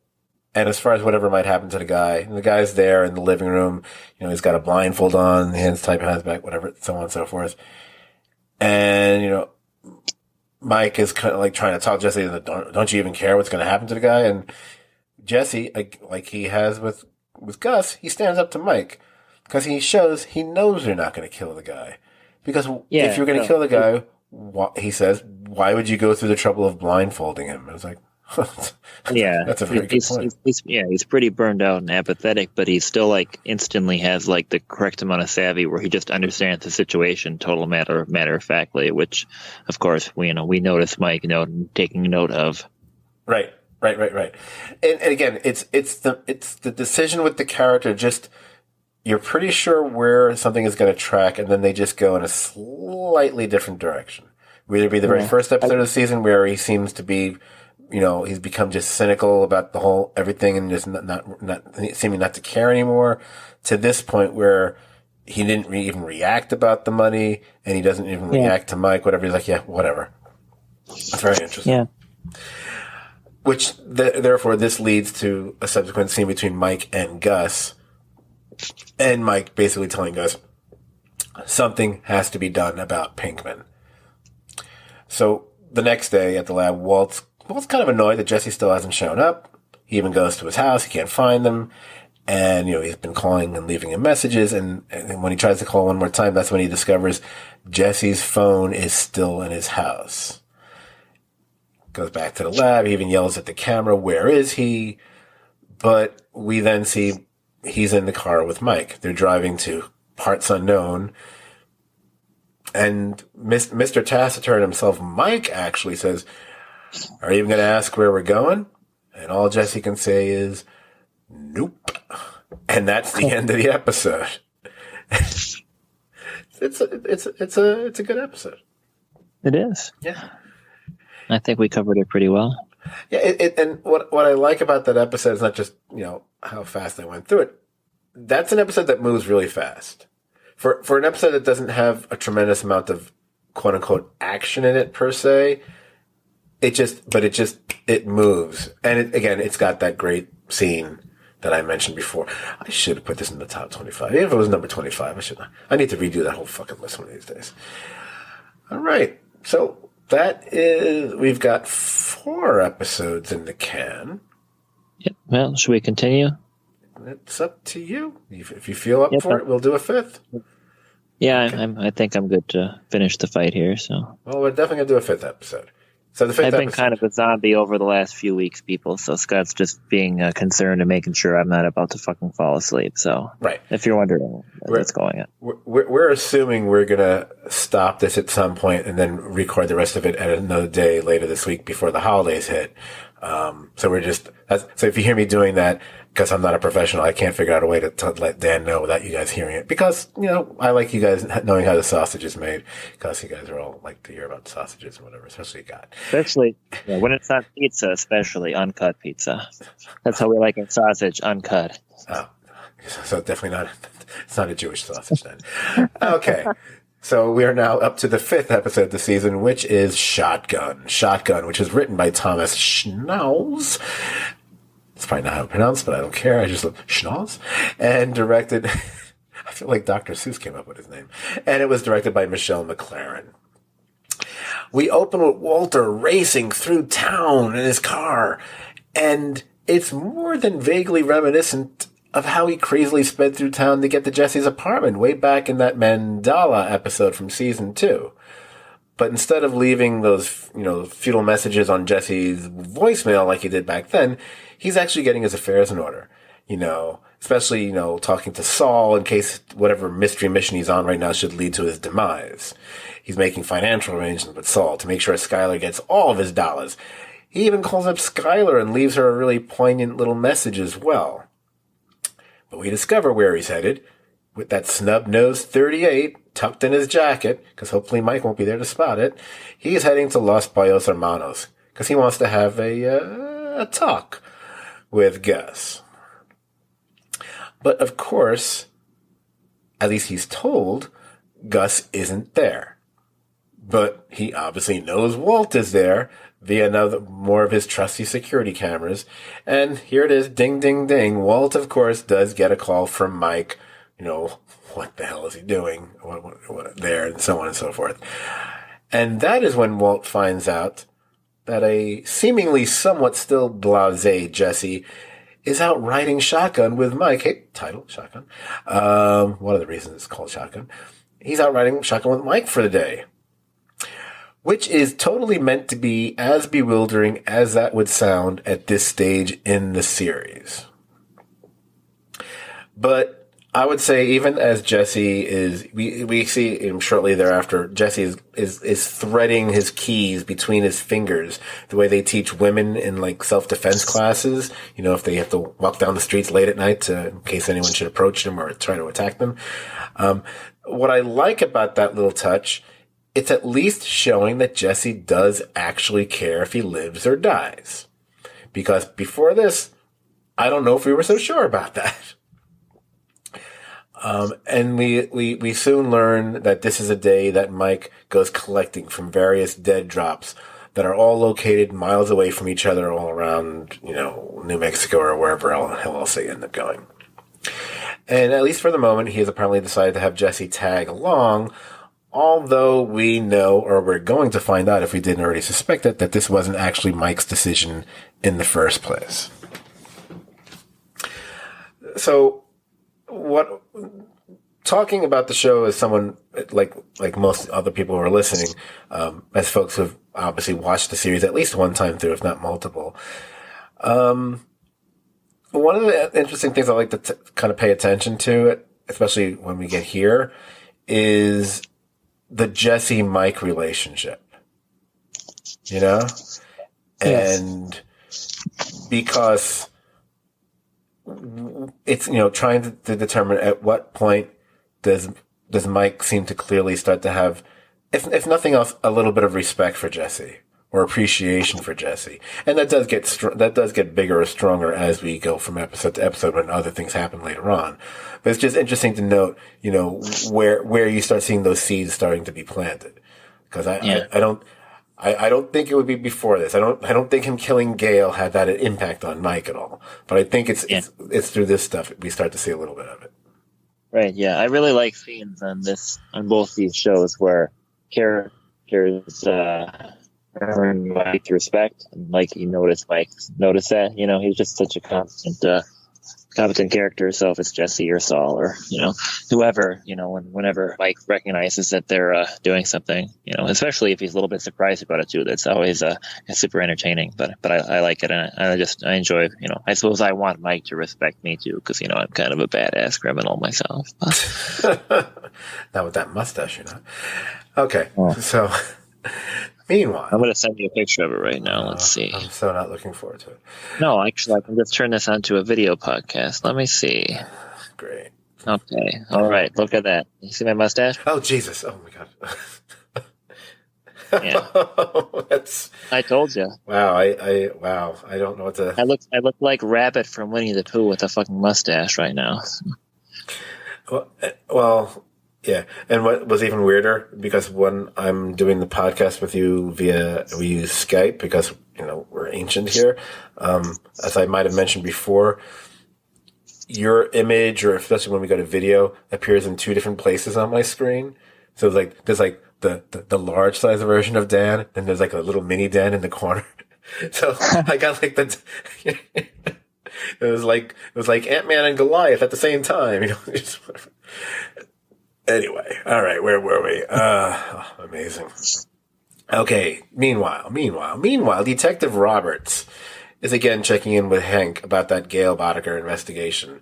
And at that point, he even shows him a police sketch, which is how those neighbors must have described Victor. Not such a great sketch. But at this point, Hank feels like he's gotten closure. Because at this point, at least, for the moment, he believes Gale must have been Heisenberg. And he insists that he doesn't want any part of this investigation. And it's unlike what happened back in season 2, at least in the moment, it's understandable and even logical that Hank would believe that Gale was Heisenberg. Totally makes perfect sense. Which tells you just how big a screw-up Walt is later on. But let's get back to that dead drop drive and Jesse questioning why he doesn't have a gun, if he's there to be backup or provide security. And of course, you can be damn sure Mike has never said that would be the reason why he's there. In fact, Mike really isn't saying much of anything. Oh, here we get something. It's a TV thing and movie thing that drives me crazy. There's a moment where Jesse wants to smoke a cigarette and that is pretty much shot down by Mike. Although first of all, it bugged me because Jesse decides to try to start to light up right after they leave a dead drop spot. And we saw him out there. It's like, dude, that's when you smoke a goddamn cigarette when you're outside waiting with the car. You don't start to light up when you're in the car. That's number one. Number two, it's here. It's another spot. He goes to try to light up and the windows are rolled up. And I've seen this on other things, and maybe it's something about the way you have to shoot with cameras, blah, blah, blah, blah, blah. I don't care. It's ridiculous. Smokers don't smoke. Smokers, generally speaking, unless they're insane, and definitely some of them are, you do not smoke in a car with the windows completely rolled up. You don't. It never makes sense. And I actually wrote a note about this. It's going to happen later on in the podcast. I don't know where it is, but I'm bringing it up now. And I compared it to... It's like when you watch a TV show, it's more of a TV show thing than a movie, where a couple or one night stand or whatever it is, and the woman leaves her bra on the entire time. And you can ask most women, they do not want to be lying there in their bra the entire time. Bras, generally speaking, are fucking uncomfortable. They're not going to be leaving that on the whole fucking time. They just won't. At least in my experience. Anyway. I'll get back to this. So, Yeah, there's that smoking. So we get back to right after that whole smoking issue. I believe we get one of my favorite time-lapse photography montages, which is really detailing the rest of Mike and Jesse on the road, Dead Drop tour. We kind of bounce from time-lapse to jump cuts, just really showcasing how incredibly bored Jesse is and how he really, really continues to get under Mike's skin until he finally activates that last nerve of Mike, where Mike finally pulls over, and that's when we get that, I would say, one of Mike's iconic moments, which I kind of goofed on a little bit in the intro to this podcast, where it's basically the "you are not the guy" spiel. Because Jesse believing it's like, no, you are not the guy. I had a guy. And if you guys, I'm sure a lot of you guys have seen this before, but if you go on YouTube, there's a couple of these weird little Breaking Bad remix things that were done. The one that has this at the center of it is really well done. And it's so just look like Breaking Bad remix. I think there's one for seasons 1 and 2. There's one for seasons 3 and 4, or 3, 4, and 5. I don't remember which one it is. It's got to be the one that features season 4. And and the centerpiece is really the Mike, you are not the guy speech at the center of this kind of little club remix kind of thing. It's really good. I thought about putting it on the podcast, but I decided not to. Oh. Trust me, there will be one clip on the podcast, and yes, I went with the most obvious thing ever to use. I apologize, but I was like, how can I not? I have to. So, but that's not coming up just yet. So, meanwhile, Walt is doing his solo cook. He's doing his solo cook. It's interesting. He's doing it to the same tune as that montage we just saw with the dead drops, which I thought was a very interesting editorial choice there. I was like, okay, that's interesting. Really milking the amount, getting all they can, the bang for their buck with that one song, I guess. I don't know.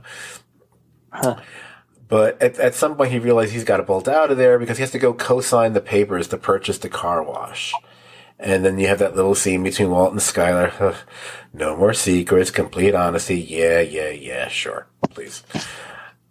And that is when Skylar notices that she never got around to checking the answering machine messages. I remember answering machines. And that's when she hears that poignant message that Walt left for her. And bing, bang, boom, they end up hitting the sheets in the bedroom. So apparently that's all it took. I don't know. Thanks. And I guess it's at this point Skylar floats the idea of Walt moving back in. Much to his surprise, I think. It was interesting because this, and then later on when he finds out there's an actual day that's been quote unquote picked for him to move in. I kept thinking, Skylar, if you've picked up on anything from your husband, and especially what's been going on lately, he doesn't like ceding control of things to someone else. I'm not saying it's a good thing. It should have been something you guys talked about. But here, she does talk about it, so there's nothing wrong with what she does here. Later, not so much.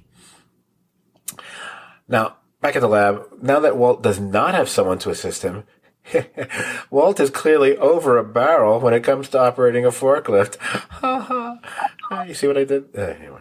Yeah. Luckily, Tyrus can operate a forklift. So that's really all we have to say about that. So later on, night has fallen, and Mike is making the last, or at least Jesse assumes it's the last pickup. But while Mike is in whatever this is, it's like something out of the CW. Oh, look, it's an abandoned warehouse somewhere. There's always tons of abandoned warehouses for some reason. We see in the background when Jesse's waiting in the car that a car pulls up down the alley behind them. And moments later, we see a guy with a shotgun, title, shotgun, here we go again, is making his way towards the car. Jesse sees this, kind of freaks out. He puts the car in reverse. He sends the guy scrambling as well as smashing into the other car, and he takes off with this other car, shortly after him in pursuit. Shortly thereafter, that Mike comes out. He sees the tail end of the action. He sees, going after him. At some point later, we skip ahead in the script. We see that Mike is making a call to be picked up, and it's at that point when Jesse pulls up right beside him. And apparently him doing this, this is where I wrote the comment about the smoking thing. He's earned a chance to have a smoke, and that's where I got really angry about it. Like, people don't smoke with the windows. So, I mean, I don't want to say that Jesse's naive, but he is a little bit. I understand maybe not thinking that the thing was a setup from the get-go, but the idea that Jesse thinks he's got like these mad skills to actually lose guys that were pursuing him, I find a little hard to believe, since it's not like this is something he does at all. I love that they know. Well, by the way, I love that they don't show us how he possibly lost them. That they just cut away from that, because I keep thinking, really, I'm kind of trying to figure out how they fake being lost. I mean, it's you know what I mean. You know what I'm saying. Yeah. You know what I'm saying. Okay. So later on, or the next day, I guess it's between Walt and Walt Jr. That's when you get the impression that Walt did not know that he would be moving in the following Tuesday. Speaking of, you mentioned mugs before, as far as like the World's Greatest Lawyer one. I like the touch of Walt looking at Jr., and he looks at the mug that Jr. picked to have he's an adult now. He's going to have a cup of coffee, and he picks a Beneke mug.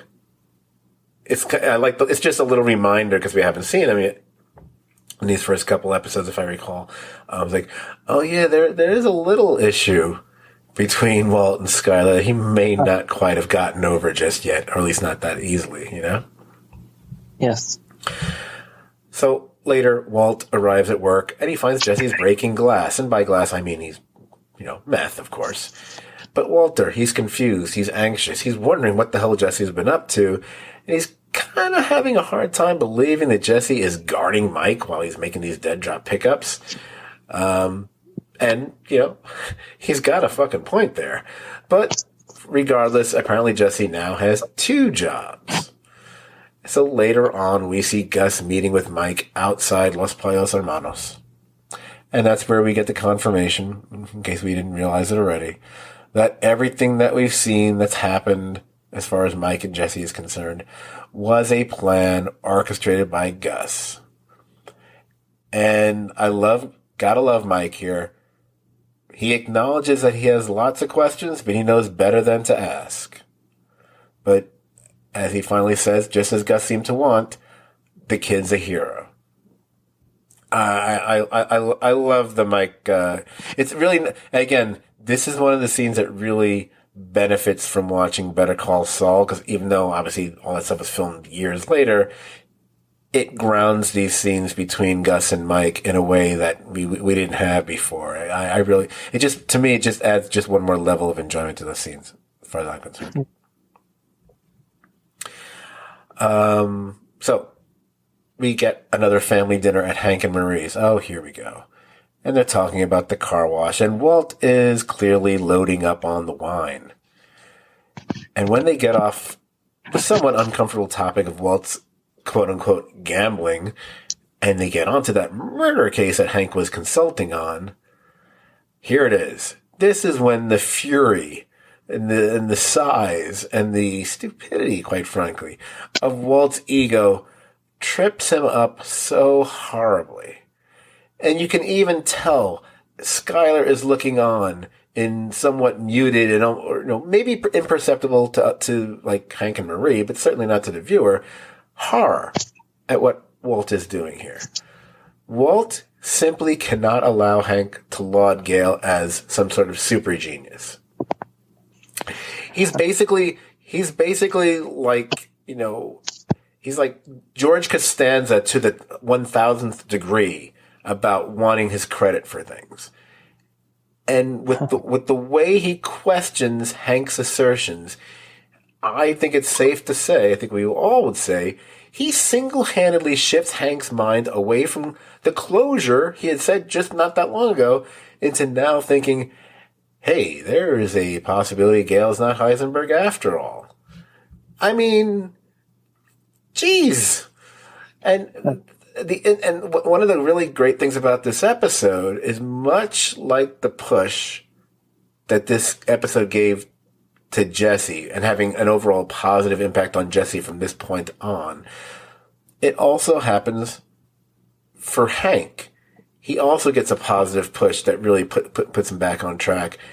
And you know, even we even see later on kind of even repairing his relationship with his wife and everything. And when he's going through things, I love we do end with a line which we're going to come back to in a subsequent episode. Since when do vegans eat fried chicken? And that is how the episode ends. It's a good one. It's a very good one. Okay, so we've gotten through the first 5 episodes of season 4 of Breaking Bad, and this is going to be one of those times where I tend to pull back the curtain, sausages being made, and so on. We were actually started recording this on the night of the 19th, Sunday night, and we knew we weren't going to be able to get through the entire recording that night. I mean, we could have, but we felt I was pretty sleepy, so it was game over. It would have been even more lackluster than many of our earlier attempts. So so we decided, okay, at a certain point, let's stop it. So we stopped it after, well, what you just heard actually, and pretty much within a few minutes of me and Dan and I saying our goodbyes to each other, click, click, whatever, I was pretty much beset by chills and fever and even a general feeling of achiness just set in like instantly. It was like watching thunderheads of a cloud just moving out of nowhere. You know, it was like time-lapse photography in my fucking body or something. I don't know what was going on. I had a cough for the last few weeks, but I figured it was just purely a smoker's and then trying to quit smoking cough.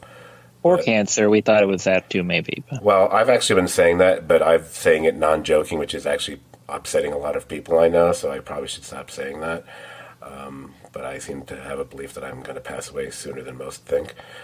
But staying on that very lovely track, I felt awful throughout the night into the next morning, and then went out, canceled my plans on Monday, got tested.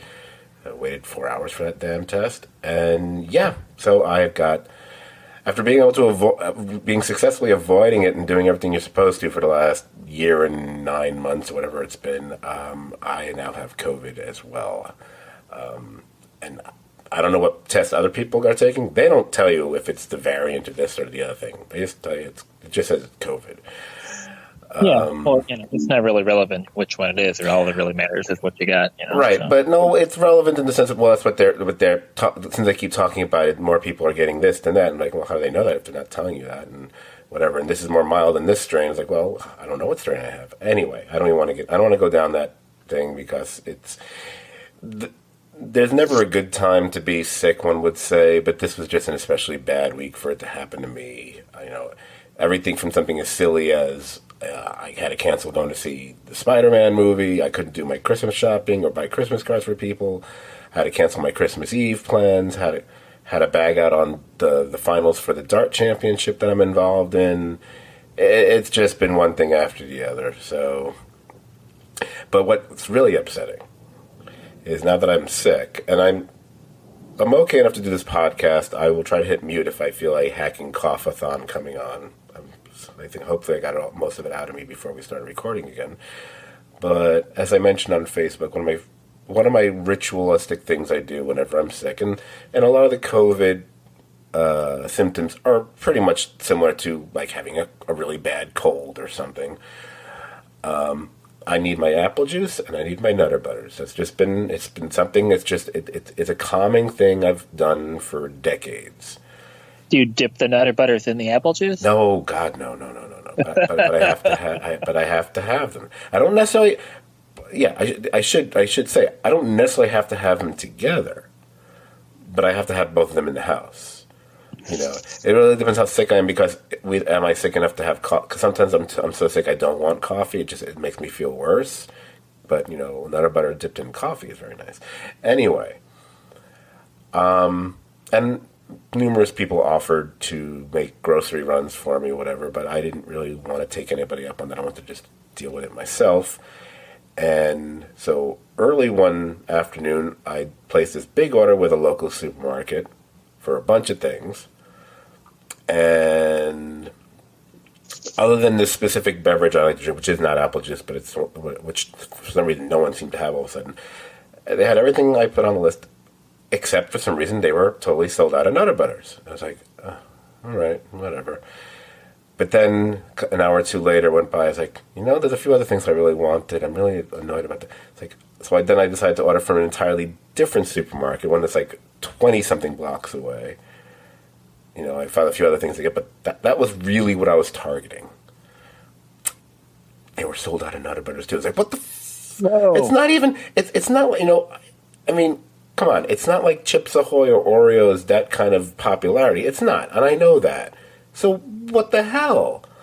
But I was just very upset. I'm just very upset. Did you at least find some peanut butter cup trees or something? Because I know you're into that shit. I don't want when I'm sick. I know that'll have an effect on me. I'll get sick from it. So no Reese's. I don't want no Reese's. No Reese's for me. No. How's that different than a Nutter Butter? It's different. Trust me. It's very different. So very different. Anyway, so that's my little interlude, just to let you guys know. As if there weren't enough. Most of my reasons for delaying our podcast have been based on actually quote-unquote good things that hopefully at some point next year I'll be able to officially talk about, but I can't as of right now. This time, unfortunately, at least on my end, it was for something that kind of sucked. So, but letting you know that's what happened, even though I think a lot of you already do know that because you're either followers, my own cult, friends of mine on Facebook. So you may already be aware of it. So with all that, and look, I mean, Dan, you dealt with COVID yourself not that long, some time ago, right? Yeah, earlier in January 2021. Yeah. The only difference is that you're a healthier person than I am, so you probably are able to deal with it a lot better than I can. Yeah, so lots of rest in Fraser and Schitt's Creek. Well, hopefully there hasn't been a Schitt's Creek issue here, even though I was warned about that. So anyway, so all right, let's get back to. I was going to call it the countdown. It's not the countdown. It's just we're just going through the episodes of the first half of season 4 of Breaking Bad, and where we left off, we were just about to hit the 6th episode, which was titled Cornered. Now, Cornered was written by Jennifer Hutchison and directed by Michael Slovis. And we have yet another episode that starts off with someone riding in the back of a Los Pollos Serranos truck. So I do get a kick that they just repeat almost the same motif, where it's the frozen breath in the air and it's the shadows, and then we move, and are we going to see? It's not going to be Mike again because that would just be weird. But I kind of like how they just did the mirroring there. I thought that was kind of a cute little touch there. Yeah, and some hapless driver just gets wasted off screen. Well, yeah, you don't need to see it, so who cares? But here in the back of the truck, it's just 2 other dudes. Now, it's funny, and these 2, they're killed off in what I would refer to as, it's a fairly inventive, but turns out to be a completely impossible way. And I won't get into details because I really don't have the energy to go through it that much. But I did look up stuff about this, and apparently, what they do as far as how they kill these guys, it's not possible. That's not. It's a lovely idea, and it pulls off. And we're not watching a documentary, so who cares? But I just like saying that's funny, but that's actually not possible. That's not how it works. But anyway, I have a question though. Yeah, you got this whole truck with all these buckets and with all the seasonings and whatever. Are you telling me when they do this, only one bucket in the entire truck has the goods in it? Only one bucket? I think they're just trying to get one of the buckets of it. They don't necessarily. I mean, there may be only one on it, but I just got the impression that they were trying to get one just so they could use. That was just the first one that they found and took it off, and then the rest they don't care. Okay, all right, thank you. I thought that was it, but then there was a little voice in my head saying, maybe it's just the most ridiculous system. Okay, thank you. Very inefficient. Yeah. Very inefficient. Hey, by the way, I will blame everything dumb I say from this point on the COVID. So anyway, back to dumb and someone who wished he could blame his issues on COVID. Walt. Walt trying to sleep off his, what would we call it? His wine-induced drunken stupidity from the night before. But meanwhile, Skylar, she's now going into this, I would say at the very least, a mild panic mode. Because she's about Gail, about that message Walt left for her, all of it. She's not wrong, and it's one of those situations where you get Walt doing what I call the unconvincing denials. I mean, I always wonder, it's like when he puts his mind to it, he can be very convincing. He doesn't seem to be able to do that with her. Maybe she knows him too well for that, I guess. There is that or whatever. Yeah. But she does make the mistake of ignoring his constant deflections and a clear desire to not talk about any of it. And when she starts going down the path of bringing the police into it because she's in such fear that Walt is in danger and they're thus in danger, whatever. And that, of course, brings us to, I would guess this is considered probably one of the most iconic moments in the history of the show. I debated whether we were going to include it on the podcast or not. And then I realized, oh my God, we don't have one clip on this podcast yet? So here it is. It's a minute and a half. Enjoy. We go to the police. No, I don't want to hear about the police. I do not say that lightly. I know what it could do to this family, but if it's the only real choice we have, if it's either that or you getting shot when you open your front door, don't want to hear about the police. You're not some hardened criminal, Walt. You are in over your head. No. That's what we tell them. That's the truth. No, it's not the truth. Of course it is. A school teacher, cancer, desperate for money. Okay, we're done here. Roped into working unable to even quit. You told me that yourself, Walt. Jesus, what was I thinking? Walt, please, let's both of us stop trying to justify this whole thing and admit you're in danger. Who are you talking to right now? Who is it you think you see? Do you know how much I make a year? I mean, even if I told you, you wouldn't believe it. Do you know what would happen if I suddenly decided to stop going into work? A business big enough that it could be listed on the NASDAQ goes belly up. Disappears. It ceases to exist without me. No, you clearly don't know who you're talking to, so let me clue you in. I am not in danger, Skylar. I am the danger. A guy opens his door and gets shot, and you think that of me? No. I am the one who knocks.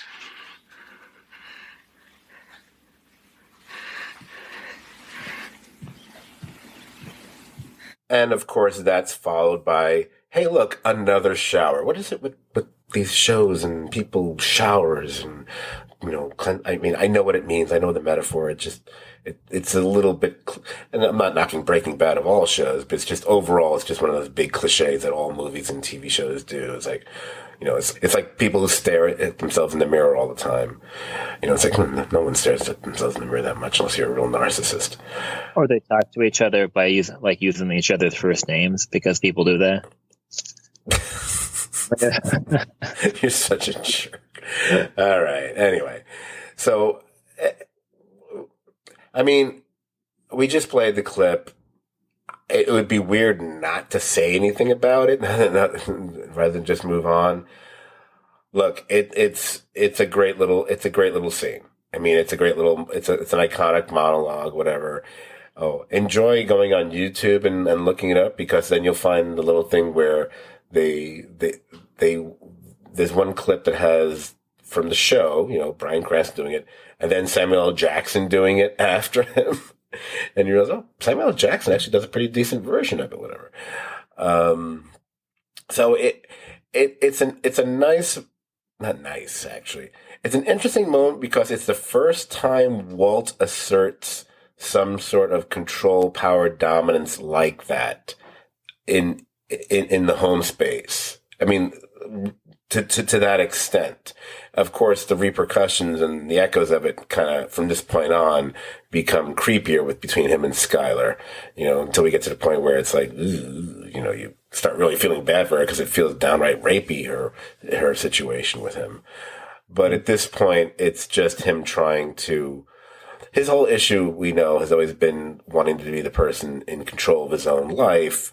And when he starts to push back on people, whether it be authority figures or Skylar or anyone else, it's when he feels like he's kind of losing control of either the situation or himself. And this is his way of trying to assert himself, although he does try to walk it back at some point later on. But at that point, I think it's too late. No. You can disagree. I don't mind.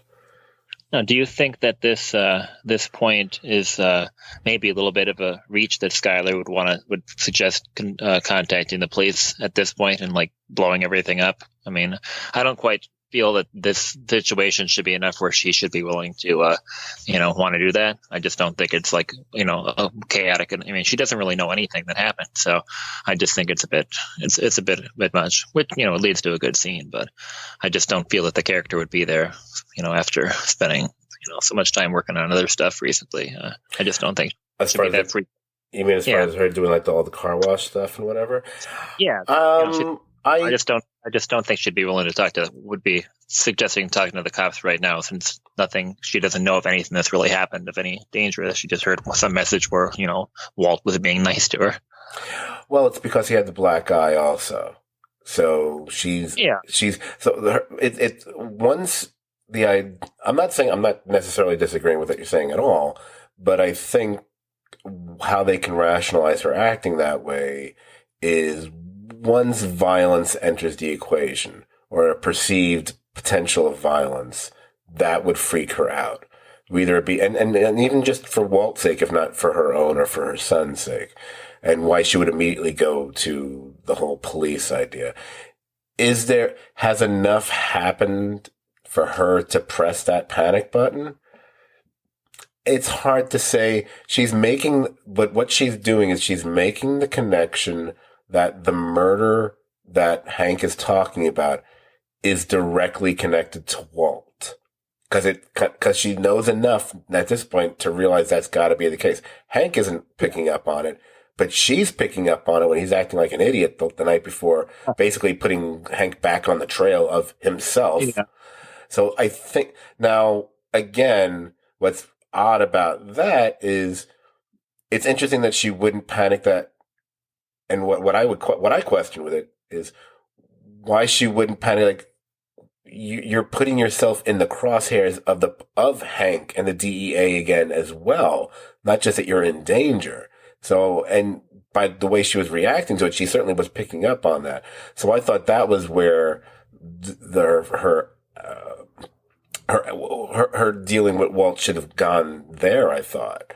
Because that would have made more sense from what we saw the previous night. So I guess I sort of agree with you, because I think it should have been less about, oh my God, we're in danger. Although the Gale murder would certainly suggest that if you combine that with the fact he, the black eye or whatever, but more about why on earth would you have said those things to him? Oh my God, you're basically putting yourself, not just in harm's way, but you're leading them to you again. Why would you do that?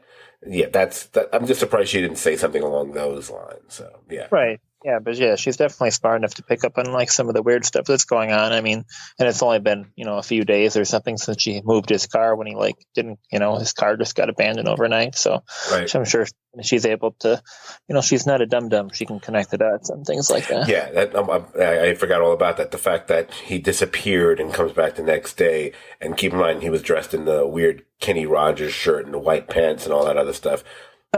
clearly there's something else going on there. And if she had half an imagination, the way most people would, my first thought would be like, what happened to your clothes? Are they soaked in blood? But anyway, all right. So, and what's funny is that you have this iconic scene with the whole danger, knocks, blah, blah, blah, and the shower or whatever. But then what follows it, I'm going to say I love the next scene far more than I'm the one who knocks. I think you might even agree with me on this one. Because the next scene is all the stuff that goes down between Walt and Bogdan at the car wash. It's so good. I think all the Bogdan stuff this season is gold. Whether it's him and Skylar, the stuff with him and Bill Burr in that scene. And now with Walt, it's so good. It's so good. Yeah. Oh, yeah. I think his Walt's speech in the preceding scene is, pretty great and iconic, but it is, it's just the kind of thing that gets, kind of overplayed a little bit, like a song by a band that you like that they won't stop playing on the radio to the point where whatever. So, but me seeing, Walt putting that dollar in the fucking vending machine and then is much more satisfying to me. Right. And if we were doing a video cast as opposed to just a straight up audio podcast, I absolutely would have went with a scene like that instead of the obvious one, but because you grabbed it before I could say it, and I'm glad you did. I love that moment. I love that. Just everything from when he points to it is like and then he just buys a soda with it in the vending machine is just when it's speaking. I don't want to say speaking as a writer, whatever. But I can imagine it's one of those little moments of inspiration. I'm just like, see, that's something. I appreciate that more than like the big plot twist, turn, whatever kind of stuff. I just think, that's just such a great idea, great little touch there. And they didn't go too far with it either. I mean, like they could have had him eat like Funyuns or something just to like tie it into the show and be kind of funny and stuff. But they didn't need to go that far. Well, it would have been great, but just the fact that they didn't do that is, I like a little restraint if that thought even crossed their mind, which maybe didn't. Right. Speaking of Funyuns, the Funyun eater himself, Jesse, is with Mike at the diner, and Mike actually takes note of the fact that Jesse, he's shaky. He's jonesing, and I don't think he's jonesing for Funyuns. So Mike, and I would say this is one of those moments of, call it, I don't know, curmudgeonly compassion. I don't know. He kind of pushes his meatloaf over to Jesse to eat. And that's when, right around that point, Mike gets a call, and it sounds like it's connected to the truck incident, and he leaves Jesse there at the diner. I noticed just one note that I wrote is like this show has a lot of scenes where people are eating in a diner, but it's almost always just one person eating, which yeah. That is true. I hadn't thought of that. Yeah. All right, just this season alone, Walt and Jesse were in Denny's, and Jesse's eating but not Walt. Here, Mike's eating but not Jesse. That's interesting. Yeah. Now I want to go back and watch all. Anyway.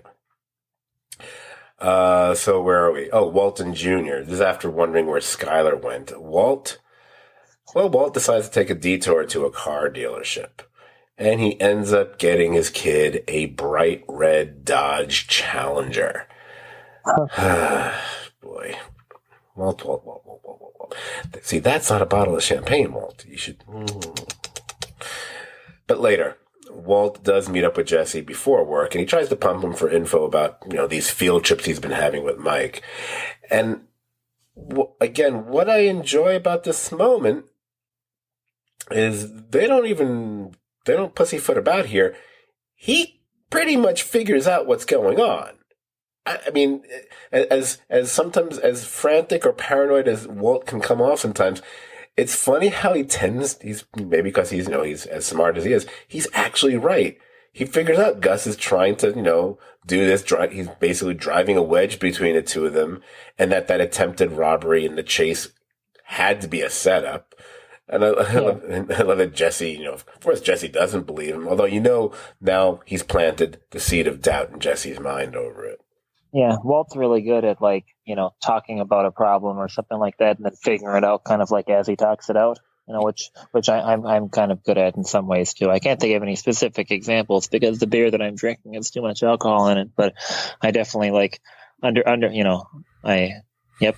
Okay. Cue to move faster through these episodes then. So then Jesse gets a call post their cook, and he leaves Walt alone to do all the cleaning up himself. Now, of course, that's far too much work for Walt to do, so, oh boy. Walt enlists, and eventually he persuades 3 of the ladies from upstairs and who are working in the industrial laundromat area to help him clean up. Well, really, they're going to do the cleaning. He's just going to, sit back and watch, which... Again, and the cameras are on catching all this because he just doesn't give a fuck. So I remember when I saw that for the first time, and my first thought was, "Oh my god, he's going to get these 3 women killed." That's like the first thought I had. I mean, that isn't exactly what ends up happening. Although who knows what's going on in Honduras? Maybe they might get killed, but it's like, because you can't do it yourself. Very, very disappointed in Walt there. Yeah. Yeah. So Skylar is with baby Holly, and she's dressed in that pink teddy bear outfit again, which is what fueled my theories 10 years ago. Like, they're going to kill the baby. They're going to kill the baby. They never killed the baby. But where she's taking her is the Four Corners Monument. Now, this is, and I know you're familiar with it. Nobody should ever waste their time going way the hell up there. It's just such a fucking wasted time. So it's so far from everything, and it's just so much better stuff to do than going all the way the fuck up there. Yeah, don't go there, listeners. So well, yeah, it's just demarcating a spot on a map where New Mexico, Utah, Colorado, and Arizona, where those 4 states meet. Yes. And why Skylar goes there is because she's it's an little invented thing she's come up with. Although I bet a lot of people have done that, especially since. She's going to do a coin flip, and she's just going to leave and go to wherever that coin should land. And that coin lands on Colorado. And I remember going, oh, you lucked out, man. Colorado would be the one I'd want to go to out of those 4. But then she looks at Holly, and you see her thinking, and she thinks. And then with her foot, she nudges the coin back over to New Mexico. She's not going anywhere. She's staying right where she's in a deal. So, which one would you have picked, by the way? I'm just curious. Would it have been Arizona or New Mexico? All 4 of those states, it just would depend on my reasoning. Like if there was a state, if I wanted to live in a state like for political reasons, like I would pick New Mexico. But if it was just like purely outdoor stuff, it'd definitely be Utah. But since it's basically like a theocracy with a bunch of like hypocrites running it, I don't know if I have the tolerance for that indefinitely. But Colorado is good too, but it's a good deal more expensive cost of living wise than New Mexico. And New Mexico has like handled the pandemic particularly well, which probably means more to you now at the moment than it would have 3 days ago when we recorded. But they're all. Anyway, all right. Where are we? Yeah, Jesse. And also when they show the little shop there outside the monument, or actually near the thing where she goes to where they're selling Navajo tacos or Indian tacos. I don't know how they labeled it there. Like I've had one of those there before. Huh. The one time I went there because it isn't worth going to twice. But the fry bread taco thing was really good, at least. There was an incentive to get there then. There you go. Yeah. But you can get those like all over the Southwest. You don't have to go all the way up the fucking bum corner. So great. So wow. I can't believe we don't charge people for this podcast. So we next have a sequence I almost forgot about. And let me just, before I even go any further, I'm just going to, did I? I didn't. Oh, gosh, I can't believe I forgot to put his name here. Damn it. Oh, well, I have to go by memory then. I'm going to get to it right now. The next little scene or sequence or however you want to phrase it, I call it it's Jesse, Mike, and the meth heads. Yes. Love this scene. What I did not remember, because, Alzheimer's and whatnot, Did you? I mean, did you remember who was in this scene? Did you remember? Did you? Yeah. You? Oh, see, okay, of course. Yeah, Dewey Crow. Dewey Crow, or Charlie Manson. Yeah, Charlie Manson in two different things, so he's really Charlie Manson. It's in the same year, yes. So I had totally forgotten he showed up in this, albeit briefly.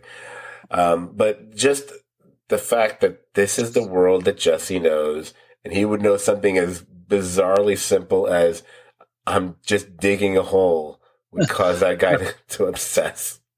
I just thought that's just another one of those lovely touches, I think, in the episode. Just really great. Yeah. And that, unlike the stuff with, the robbery and whatever, just like whatever, it was all staged. This, I think, is what really impresses Mike. This impresses Mike, absolutely.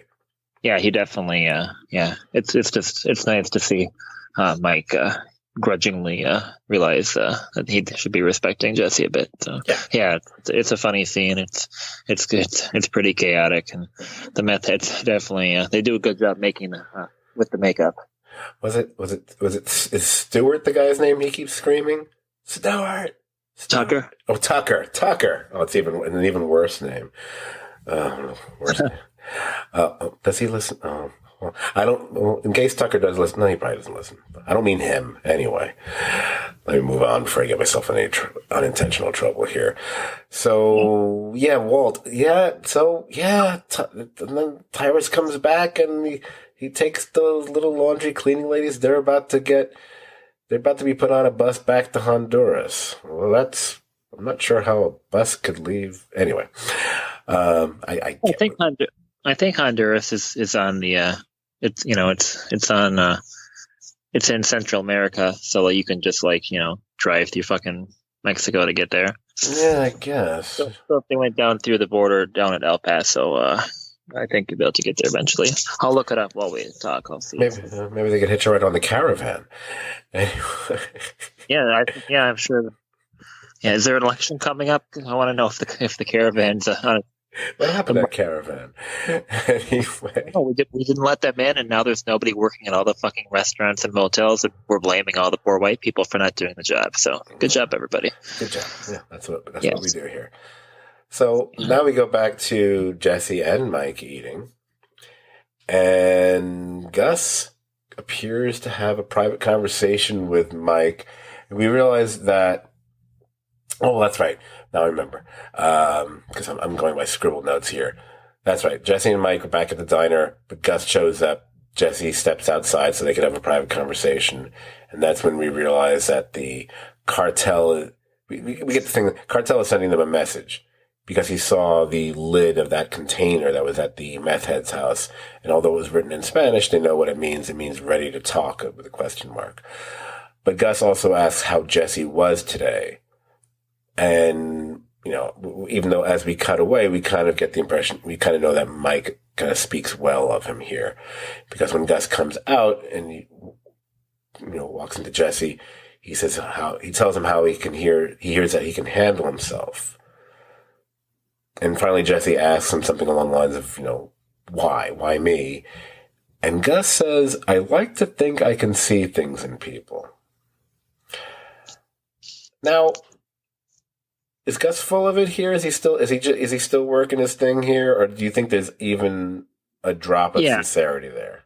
Yeah, I don't think he's had, and he personally hasn't had any indication otherwise. I mean, I think he's talked to Mike a little bit, and he respects Mike and Mike's judgment, but I don't think that I think Gus is he has to see it himself to really recognize it, and especially how much aversion he had to doing business with a junkie in the first place. I think this is definitely he's not going to operate on faith. He's still kind of, conning him, manipulating him. Okay. That's what I thought too, essentially. Great. Yeah. And then it's a 46-hour drive from Albuquerque to Honduras. So imagine riding on a bus through Mexico and whatever to get to Honduras. That'd be a long fucking bus ride. And 46 hours, I still haven't got my PCR results back. Anyway. So really? then we, excuse me, God, there it is. So then we have the final scene, which is Skylar coming home. That's when she discovers Walt Jr.'s new car. And so she has that little scene with Walt about how she knows that she's going to end up being the bad guy because there's no way they can keep that car. But she has that great line, I would even say, where she said, and I think it's essentially the way the episode ends with her saying this and then leaving Walt there as the camera pulls away, that someone has to protect this family from the man who protects this family. Yes. And that's why she came back. So. Mm-hmm. That's the end of the episode. Why is it named Cornered? Well, she went to the Four Corners, that's why. Anyway, that's just a little reason, but, I've decided I'm not defining what the titles mean because I think people can figure out what the titles mean themselves. Because, whatever.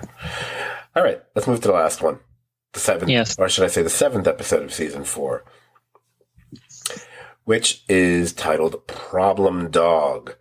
This one, it's written and directed by Peter Gould. Ooh.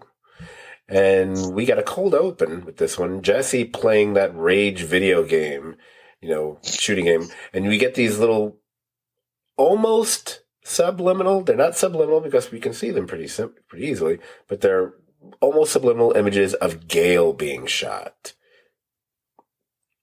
And I think the key thing in this cold open is not that Jesse is seeing Gale when he's shooting these different, creatures, things, whatever they are in the Rage game.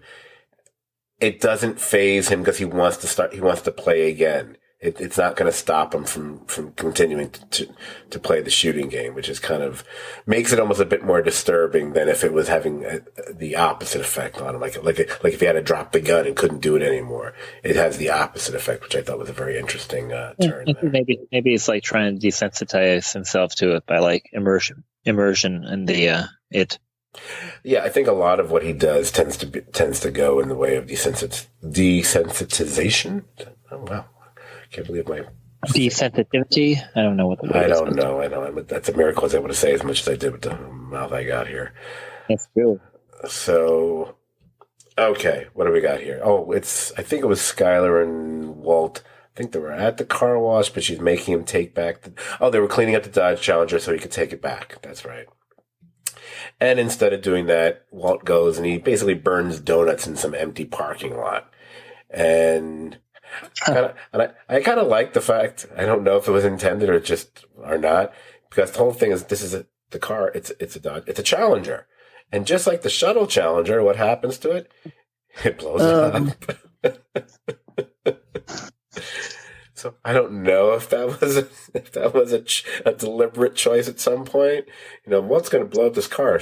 Let's go get a Challenger because I don't know. I'm watching For All Mankind, so it's kind of I have to space stuff in the head, even though there is no Challenger situation in that show. Spoiler. Anyway, so it's a moment where I was trying to make up my mind about it. Because I'm pretty sure I already know what your take is going to be. Because I think I noticed now you have a somewhat more anti-Walt leaning than you might have in the past, which is fine. So his behavior here, is this just catharsis? Is it immaturity? Is it just a much like the middle finger he gave the camera and Gus, just kind of a middle finger to what Skylar wanted him to do and everything else? And by going, it's essentially what it is. Yeah, he's just spiting Skylar. I keep trying to say Spider. I'm like, we can't talk about that. You didn't go to the movie. I'm sorry. But yeah, he's spiting Skylar, I think. And this also was like flaunting the fact that he just he can destroy the car. The money doesn't matter. Right, so, right. Okay. That's what I thought. Yeah. Okay. Pardon me for 1 second. I'm just going to do this. Yes. All right.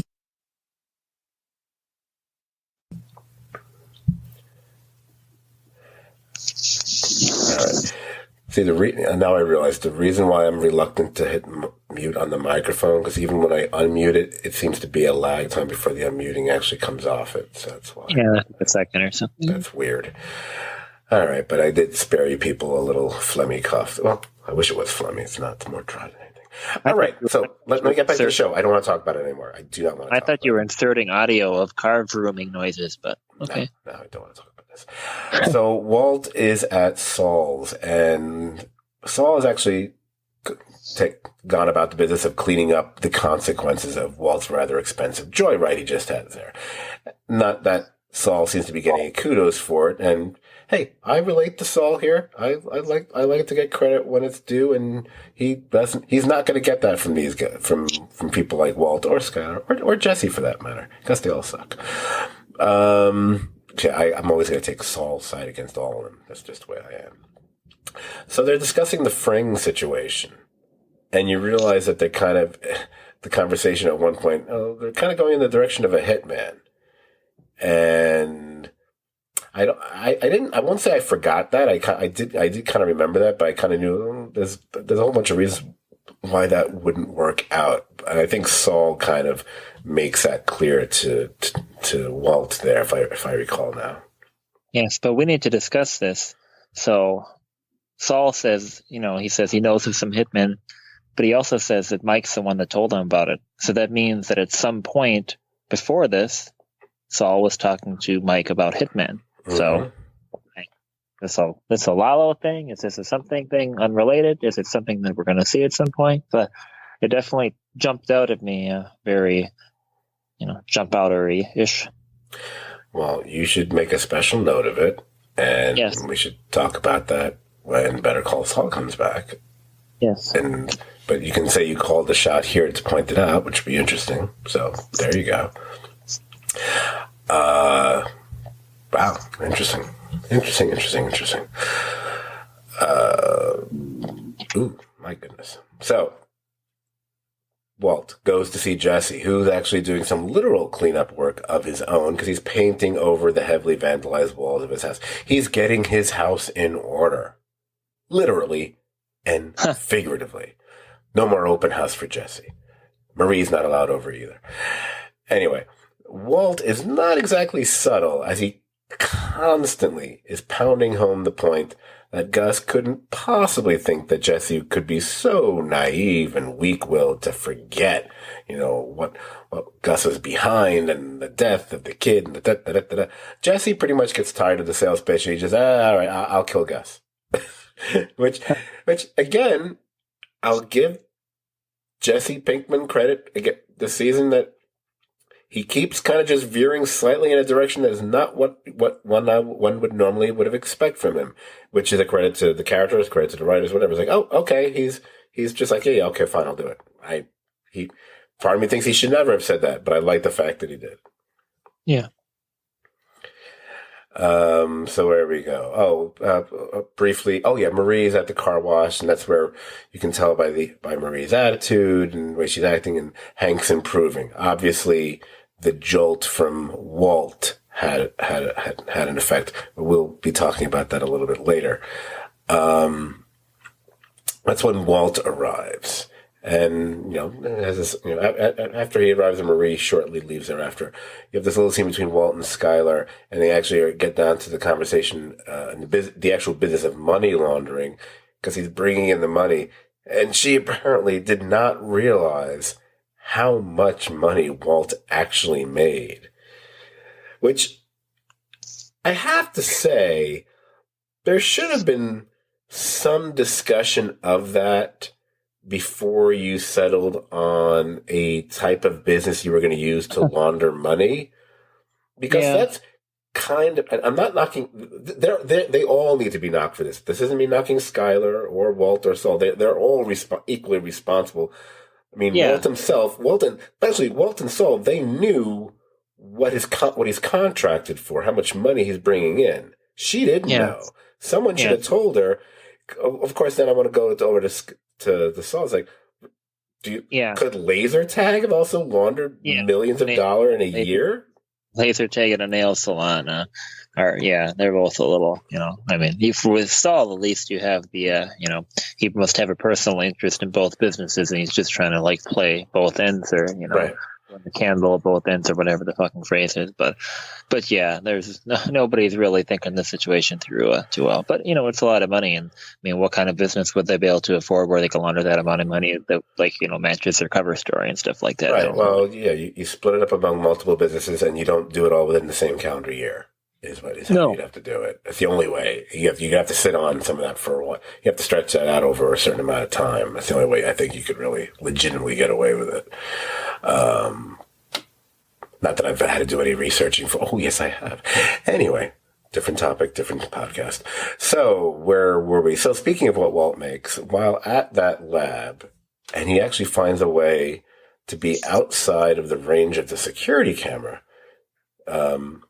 And apparently, conveniently for him, a spot where the security camera can't quite capture him, but there is a little thing set up where he can cook up something. But it's not meth. He's cooking up a Walter White classic. He's cooking up some ricin.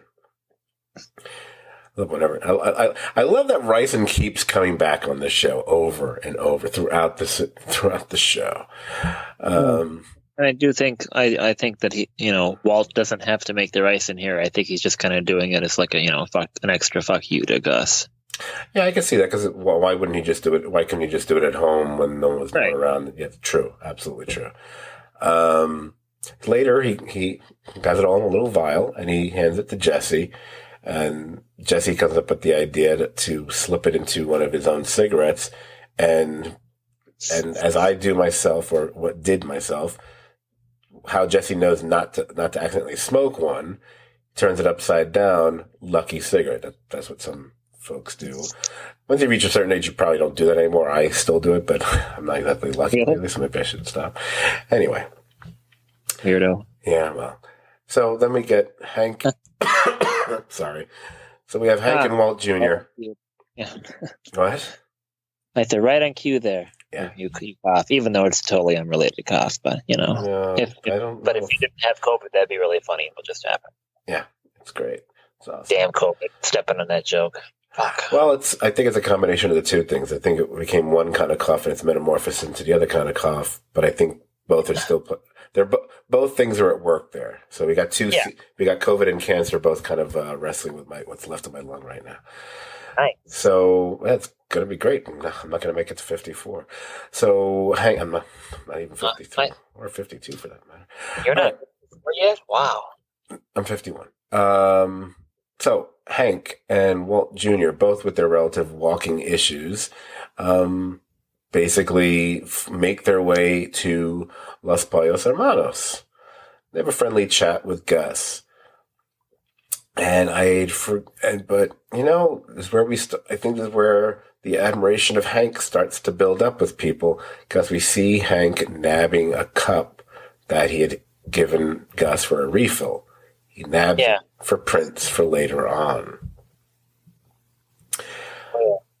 Yeah, Hank's pretty sharp in this episode. He's definitely out of it. Just like, he wants to rub minerals all over himself. Funk. The only thing that made that observation weirder is that your audio got very strange. So it's not just like the fact that you said that. It's the fact that it's like, and he likes to rub minerals all over his body later on. It's like, yeah, give it some of the amethyst, baby. Yeah. Sounds like are there Germans on the moon transmitting to our podcast? It's very strange. So Mike and Jesse are driving over to the meet between Gus and the cartel, and Jesse's got one of those little stupid grazing platters on his lap. But unfortunately, the cartel only sends one guy to represent them. By the way, the guy's name is Gaff. I had to look that up because I never say it on the podcast, on the episode. So I had no idea what the character's name was. It's Gaff. Which I assume means he's very mistake prone. No, I'm just kidding. And I wonder if since nobody ever eats these awesome cracker trays and shit, I wonder if anybody eats them after the fact. If some of Mike's guys just fuck it, I'm gonna make a sandwich out of this or something. Well, I don't know, because that one, that you sound like a dying Cylon, by the way. because that one, 'cause I actually, believe it or not, I actually took a look at it, did a pause, because I was going to refer to it a different way, and then I said, no, that's not even a good one. It's like, I don't even think there's even cold cuts in that one. I think it's just purely veggies, which, well, he's basically cheaping out on the cartel. He basically got like the shittiest one possible. It's like the one you find at the supermarket that's left, like, oh, you can get this for the party here. It's like $7 or something. Whoa, you really spent a lot. Because, if it was one that had like the, the little cold cut things and the cheeses and chocolate, that word I'm not even going to try to pronounce. Anyway, or not the pasto platter or something like that. Anyway, Gaff, he isn't there to negotiate. He's not interested in some $50 million payoff, as Gus suggests. He just wants a yes or a no. And this is about what the cartel has been wanting. Now, I already know what this is. And I think everyone who's listening knows what they're talking about, right? Yeah, I do, right? You do, right? We all know, right? Right, good. That's me just forgetting what it was, and I don't want to admit it, so whatever. Anyway, no, they want to exit. I know what it is. Now that I've opened the door, I feel like I have to say it. So what is it the cartel wants, Dan? Oh, they want all the vegetable trays, with the Hidden Valley Ranch dip. They want all that shit. I hate you. Now, if I'm remembering correctly, I don't know if it's a matter of territory or not, but is it that they want access to the same the same blue meth? Is that what it was?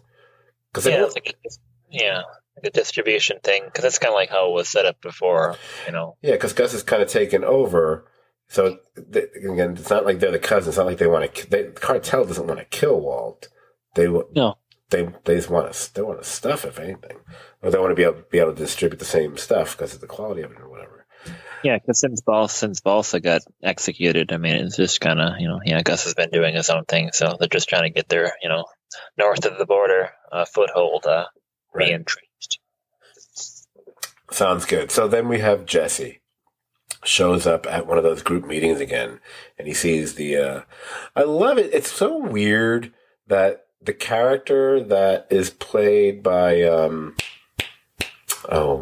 what's his name again? Give me his name. I'm drawing a blank on his name. I don't have it written in front of me.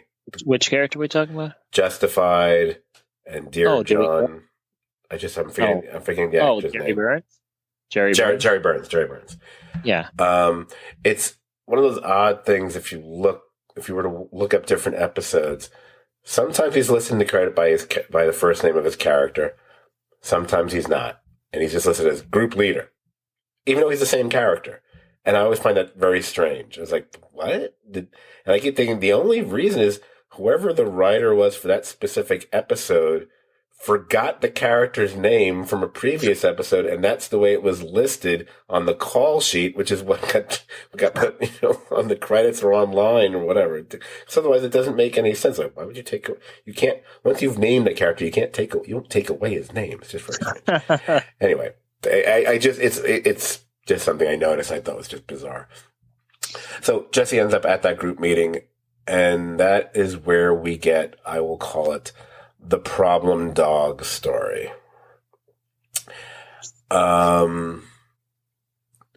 It's a really powerful scene. It's the kind of scene that I suspect, I don't think this is the episode, necessarily think this is the episode that Aaron Paul submitted for himself for your consideration for awards that year. But I could see him doing it because of this scene, because it's a very strong scene for him, Yeah.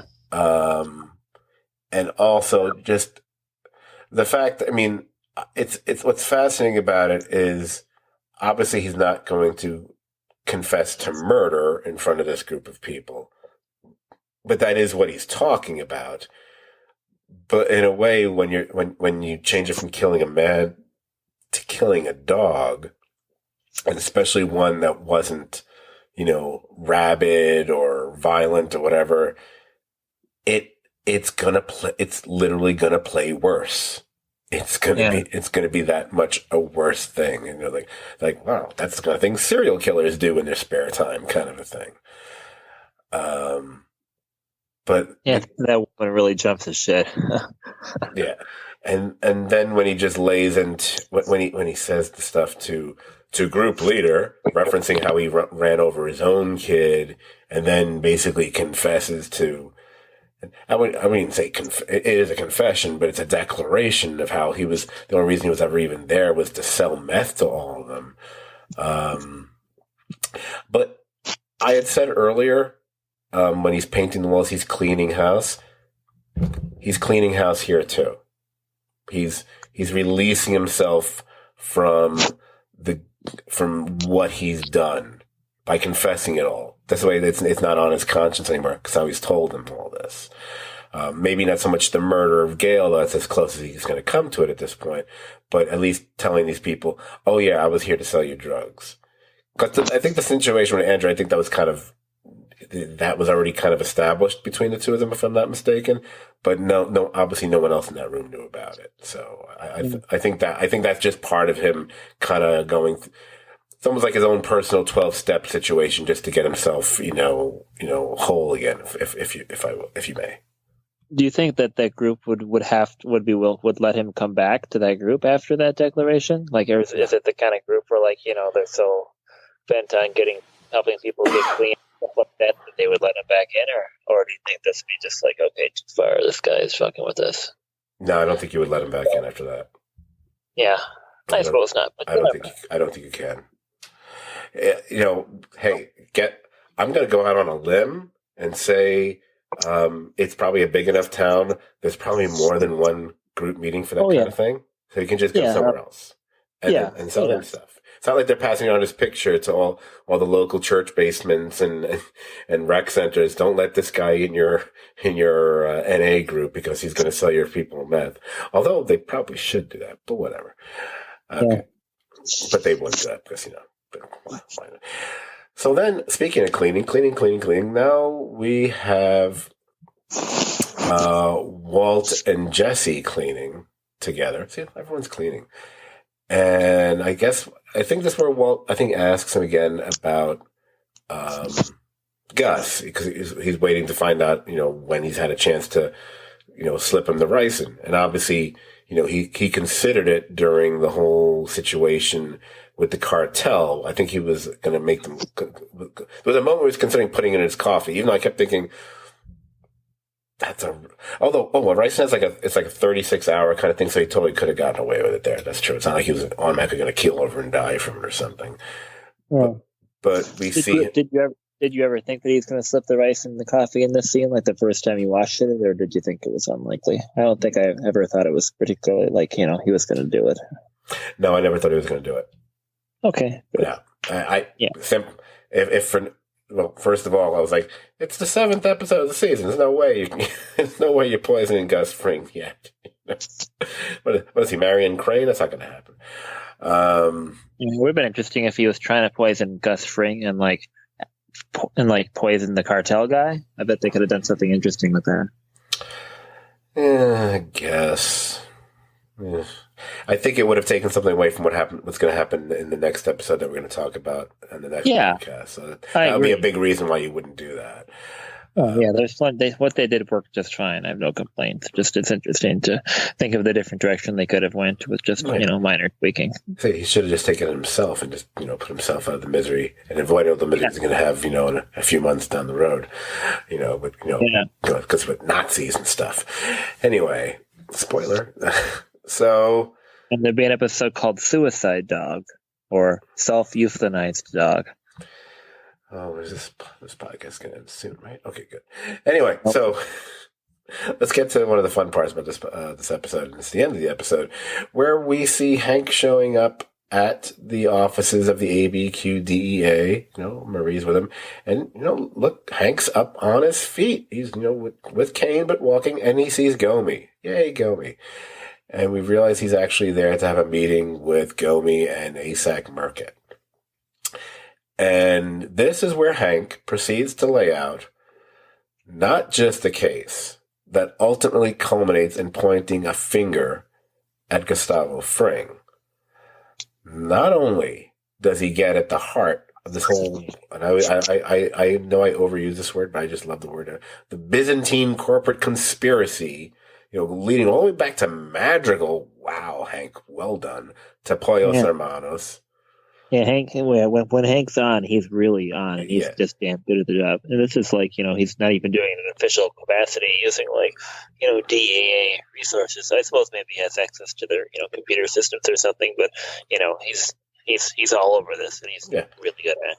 What I was leaning to is this is him showcasing why he turns out to be pretty damn awesome. This is him.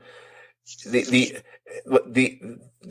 joke of this actually is what a great job he does at putting together so many pieces, things that even we don't know about, like the magical stuff. We the viewers are not really aware of the whole magical thing as of yet. The show hasn't gotten into that as of yet. We will be getting into that, but not yet. But it's funny. It's like he's created this. He's put together this jigsaw puzzle, but he's missing like the one major corner and the huge thing on the other side of the puzzle, which is Walter, the one who's right under his. And as a joke is, it's always right under your nose. And Walter aside, he's doing an amazing job, because the fact that he would actually go and think it was Fring to begin with, There was maybe a certain leap there, but I give him credit for there had to be a certain level of intuition to do that. Because just because there's a paper bag from Los Pollos Hermanos shouldn't necessarily mean, it's got to be the guy who owns Los Pollos Hermanos. But he puts it together, and when he makes the discoveries through Madrigal and their connections and what they own, it's a really nicely researched bit of detective work. It makes you that much more impressed by Hank than. Again, if you go all the way back to season 1, you got the impression this was just a guy who's let's bust some bad guys and let's smash through the door and gather up the drugs that they were trying to sell. This is a guy who actually put in the work. He's gone from I can't think of the analogy for the cop on the street thing, from that to Columbo kind of a thing. He's really put it together nicely here. Yes. All right then. So, and that kind of covers the first 7 episodes of season 4 of Breaking Bad. Yeah. There's a reason a lot of people love this season. There's a lot of people, it's their favorite season. Yep. And the fact is, we just got through the first 7 episodes, and most people, all their favorite episodes tend to be in the final 6. There's a lot of really fantastic episodes that we are going to be looking forward to talking about, probably sometime early next year. Yep. So, since we've got a little bit of time, and I don't think you and I are going to be recording again before the end of the year. I don't know. We might. I doubt it, because maybe now that you're basically stuck with me for the rest of the year, we can probably record 4 or 5 more episodes, which would be, the show we're about to talk about is basically about a grouchy, serious dude being stuck with some younger, bubbly, super obnoxious, annoying person. So I feel, we can probably commit to recording 4 or 5, maybe 7 more podcasts and release them by December 31st here. Yeah, it's never going to happen. So, I really am that guy. So Dan had the idea, at least for a little bit. Maybe we'll see. It's relatively early. We're gonna break a policy I actually wanted to have in place, but I don't care. Where we're gonna, even though these are Breaking Bad rewatch podcasts, we're gonna talk about something else now. We're gonna just make it another segment at the end here, because today was December 22nd. Today's 22nd? Yes. Today was December 22nd, Wednesday, December 22nd, which was also the release of the final of the 6 episodes of Disney Plus series Hawkeye. And you wanted to talk about Hawkeye, and I don't mind talking about Hawkeye. We've actually both watched the final episode today. So, I will, for a change at least, defer to you to a certain extent. I want to see how you handle talking about it without me giving you whatever. But you're more the Marvel guy than I am. So, what did you think? I'll just make it. I'll give you a softball. what did you think of the Hawkeye series?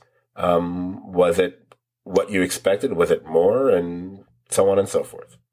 When I heard the series announced, and of course, my first thought was this is going to be a MASH prequel story, but it ended up being something totally different.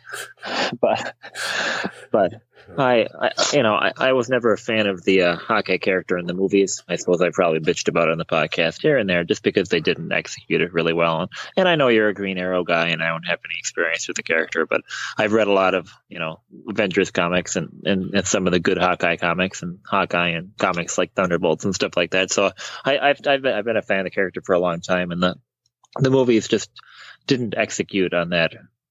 Really, in the slightest, they didn't take advantage of, the actor who has, some range and he's able to do some stuff. They just didn't really use him in any way. So I didn't really have much of an expectation for it. I thought it was kind of curious that they were going to do it, but I didn't really give it a ton of thought. But then once the first trailer came out, I'm just like, oh man, maybe this will be kind of, this could be kind of fun. I like Christmas stuff and like, Christmas music and stuff. So I thought it might be kind of cool then. And then my impression based on the initial trailer for it, that ended up being kind of how it went. It was I liked it. The trailer was a good representation of how the show was actually going to be, but it ended up being better than I actually thought it could be. It was quality wise and just putting the various components together, and even taking like dumb stuff like TV shows that wackos like David got use and just like what things like that. Just taking a bunch of weird components and just kind of making it together into something that's I in my opinion definitely far exceeds the sum of its parts. Interesting. So yeah, I was a fan. I've read a lot of the comics that that they, I wouldn't say they directly, I've read a lot of the comics that they kind of used for these episodes here. I mean, it's quite the stretch. They just took, because of the way the MCU stuff is set up, they couldn't do a strict story, but I'd say they, I was not disappointed. Pretty much, and in any way, it was a lot more fun than I was expecting. And usually I don't laugh out loud during these Marvel series, but all the wacky Arrow stuff, I mean, me and my kids just chuckling out loud, and that's just not something that usually happens when I'm watching this kind of thing. Right. And what did you think? You with the, your... Yes. Because it's definitely going to be a harsh, I guess I should be a harsh critic just because, I've got so much experience with the material, but, of course right, you've got... But here's the thing. I never, when either of us discuss something that's quote unquote comic book related, be it a movie or a TV show, whatever, with exceptions, because there's always going to be exceptions. That's why rules exist. And more when it's egregious exceptions. I don't really like making it about, it's not the blah, blah, blah from the comics, whatever, because it's like, that's been the case for, 50 years worth of comic book movies and TV shows. It's just the way it is. It's hard to transfer it, across the mediums like that. There are things and it's a very different medium. There are things that will just work or you don't question on a comic book page, but just simply wouldn't work or wouldn't translate well in live action. And that's just the way it's always been. No matter who the character, what company, doesn't matter what it is. So in a way, whether it be DC or Marvel, and I would readily admit Marvel has done a better job at this than DC more often than that, especially in the last decade or two, of translating their comic book stuff into live action, where they kind of find the right balance of, okay, we're going to take a little piece of this, a little piece of that, synthesize it together, and it'll work. It'll be recognizable enough for a comic book fan, but it won't be so densely obtuse that a non-comic book fan won't be able to get into it as well. And I think that's kind of where you have to go, because you can't cater to one. You know what I mean? I don't want to go down. I'm going down a rabbit hole I didn't mean to go down to. Hawkeye. You like rabbit holes, though. Yeah. I mean, I can just look. I love The Dark Knight. Do I think that Dark Knight is really in any way a very good representation of what I had seen in Batman comics preceding it? No, it's not. But it's really damn good, so I don't care. That's best. Or Superman, whatever it is.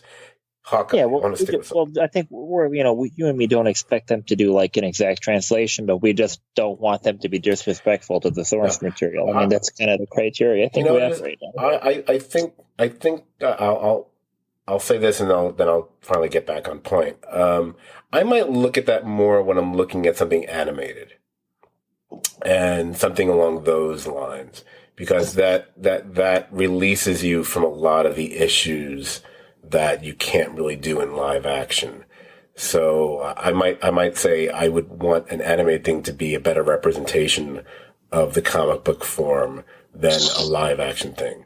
So like for example, when recently they did the Batman the Long Halloween parts 1 and 2 in animated form, and I was very pleasantly surprised. I thought obviously there were things that had to be changed, but it was very well done and really kept the spirit and the storyline, and even and the changes were even worked well, as opposed to when they did the Dark Knight Returns, which is the original Frank Miller thing. They did that in animated form. It's not that it's bad. It's just not as good. It just you're left going, oh, this isn't as good as it wasn't a great adaptation. Anyway, I did exactly what I didn't want to do. Hawkeye. I want to talk about Hawkeye. I don't want to talk about. We've got too much time. I don't. I'm sorry. Explain your thought process. I know. I'm trying to do it without coughing, so I'm trying to use my time wisely. I personally didn't mind how he was handled in the movies as much. It depends on the movie we're talking about. And I'll just say it this way. And again, I'm not relating it to the comics because that's a different thing, I thought the Hawkeye stuff in the second Avengers movie was actually one of the only things I actually liked a lot about the second Avengers movie. Because there's a lot of stuff in the second Age of Ultron I think is stupid. I didn't feel the need to rewatch it for this series, although it was recommended to me. I was like, no, I can remember it. I remember his family. I don't need to rewatch it. And the storylines that we dealt with him in Endgame were also with the Ronin stuff, and also what had happened within Infinity War with he and Natasha going to get the whole sacrificing thing. I thought he had actually some of the more emotionally resonant storylines in the MCU, at least in the Avengers movie. So, and I like Jeremy Renner. I don't love him the way some folks we know do for some strange, bizarre reason. He's fine. He's okay. I give him credit because he always feels like he's kind of like the backup guy. It's like, oh, we don't have Matt Damon anymore. Let's put Jeremy Renner in this movie. Oh, we don't have someone, oh, wait. If Tom Cruise isn't on the screen, okay, we'll just put Jeremy Renner in this movie. He always seems like the backup guy, he's not the guy. You need the clip from Breaking Bad of Mike saying he's not the guy. So when I heard there was going to be a Hawkeye series, I was like, really? Okay, whatever. And I've watched the MCU shows like you have over on the Disney Plus this year, and there have been ones that we absolutely loved, like Loki and most of WandaVision. I still have issues with the finale personally. Then we have, boring crap like, Sammy and the Snowman or whatever it's called. And I think I'm probably more charitable to What If than you are. Again, I don't want to go down that rabbit hole either. But we better get over it because I just saw the trailer for Doctor Strange 2 and it's leaning heavily on what happened in What If. So, oh well. Whatever. It had its strong points. It had its weak points. I'll just leave it at that because I want to put it separately. This turns out to be one of the better ones. I was pleasantly surprised by it. It had, cosmetically, the pacing was kind of nice. I like they actually did a nice job of developing the characters, whether it be the Kate Bishop character. They actually gave me more with his character, with Hawkeye's Clint Barton's character. I love seeing the actor who played Lalo show up on this in a much more, for the most part, a much more comical role as well. that makes this relevant to this podcast. Exactly. There's our connection. And then when you got that third episode, when they got into, giving us the origin behind a character who at least at that point in time was set up to be one of the villains of the show. And and the fact that they actually cast an actress who is deaf and does have like the artificial limb, in real life, whatever, was an amazing find. And I thought she really held the screen really well. It came up with a nicely compact little story. It doesn't try to do too much. It's not very complex. They throw in, so instead of it being convoluted, they just throw in layers just to make it, to try to make it complicated, but it never is. It's like, okay, but then when they had the idea, not the idea, but when they decided to add in Yelena from the Black Widow movie, Florence Pugh is fantastic. I mean, she's so good. You watch this and like, okay, you at the very least consider giving her own Disney Plus series, please. I mean, you can package her with one of these other characters if you want. I don't care how you do it. Put her with, but she's just fantastic. And her scenes between her and Haley Steinfeld are some of the best and funniest scenes in the whole damn thing. Oh yeah. Yeah, and I think that's among the things that kind of surprised me. I kind of forgot she was going to be in this, and I believe I should have known that. I think I heard about that before, that I read she was going to be in it. I just forgot, and then when she showed up, oh yeah, she's in this. So, I found it very enjoyable. I'm not supposed to be a Marvel guy, but I kind of figured out within the first episode, like, oh, they're going to come up with a way to put Kingpin in this. The question is it the same Kingpin? Or is it a quote unquote variant Kingpin? Has it, now, and again, when does the Loki time thing where things split into different things, does that start at a certain point, or has that always been the case? I don't know. Because when that all starts, you can't say, it doesn't start in a linear fashion. So you can't say, oh, from this point on, now suddenly there's a multiverse. No, it goes back, it actually can go back to the beginning. It changes the timeline from before. So which is their way of, now I haven't seen the Spider-Man movie, which I know obviously gets into the multiverse. So I'm working at a major disadvantage here. I don't know how much is explained there. So, and I don't want to know, because if any of it is spoiled for me, I'm going to be very angry. Yeah, I mean, I know, I everything I kind of suspect I know is or who shows up, and I kind of know already, but I don't want to know. You know what I mean? Yeah. I think the problem here is just like, Marvel's kind of like had a convoluted like plan with these TV series and stuff, and they haven't been consistent with it. So, but like in my opinion, like those Marvel, the shows that were on Netflix and I guess whatever Agents of S.H.I.E.L.D. on, like, I think they always just kind of like belong, in the same reality as these regular MCU stuff. They just, the executives can't make up their mind what they're going to do, but they've made enough references in like the various shows to like, the stuff happening in the movies where I think that it's, there's a consistent thread there. They just, don't always. But I'm sorry, I don't mean to interrupt you. Go on. No, it's okay. Go on. I know they get murkier with like stuff they do in Agents of S.H.I.E.L.D. based on what you said. I've only seen like 10 episodes or something now. I've been watching it a little bit here and there, and I like it. Well, I mean, and I'm sure I'll be corrected if I'm wrong about this, but my impression has been a lot of that other stuff, be it the ABC shows or the Netflix shows. And I think I'm actually wrong, and I don't want to say this because I think I'm wrong about it. But I feel that there was a deliberate, or maybe not deliberate, but coincidental thing where there was never, although the shows themselves might have made reference to the movies, that was not reciprocated. And I think there was I think it's a Kevin Feige situation, because now again, one can pull up IMDb and it turns out, oh, he had a creative hand in all these things as well. But my impression, and again, I might be wrong, I apologize, I don't think that's been the case. And I think there's been a situation where they were looking to, we're going to strip out certain aspects of those things. So, yes, we would like to use Vincent D'Onofrio as the Kingpin again. Yeah. But it doesn't mean what you saw on Daredevil is the backstory of the Kingpin we saw in this final episode of Hawkeye. It might be. I don't know.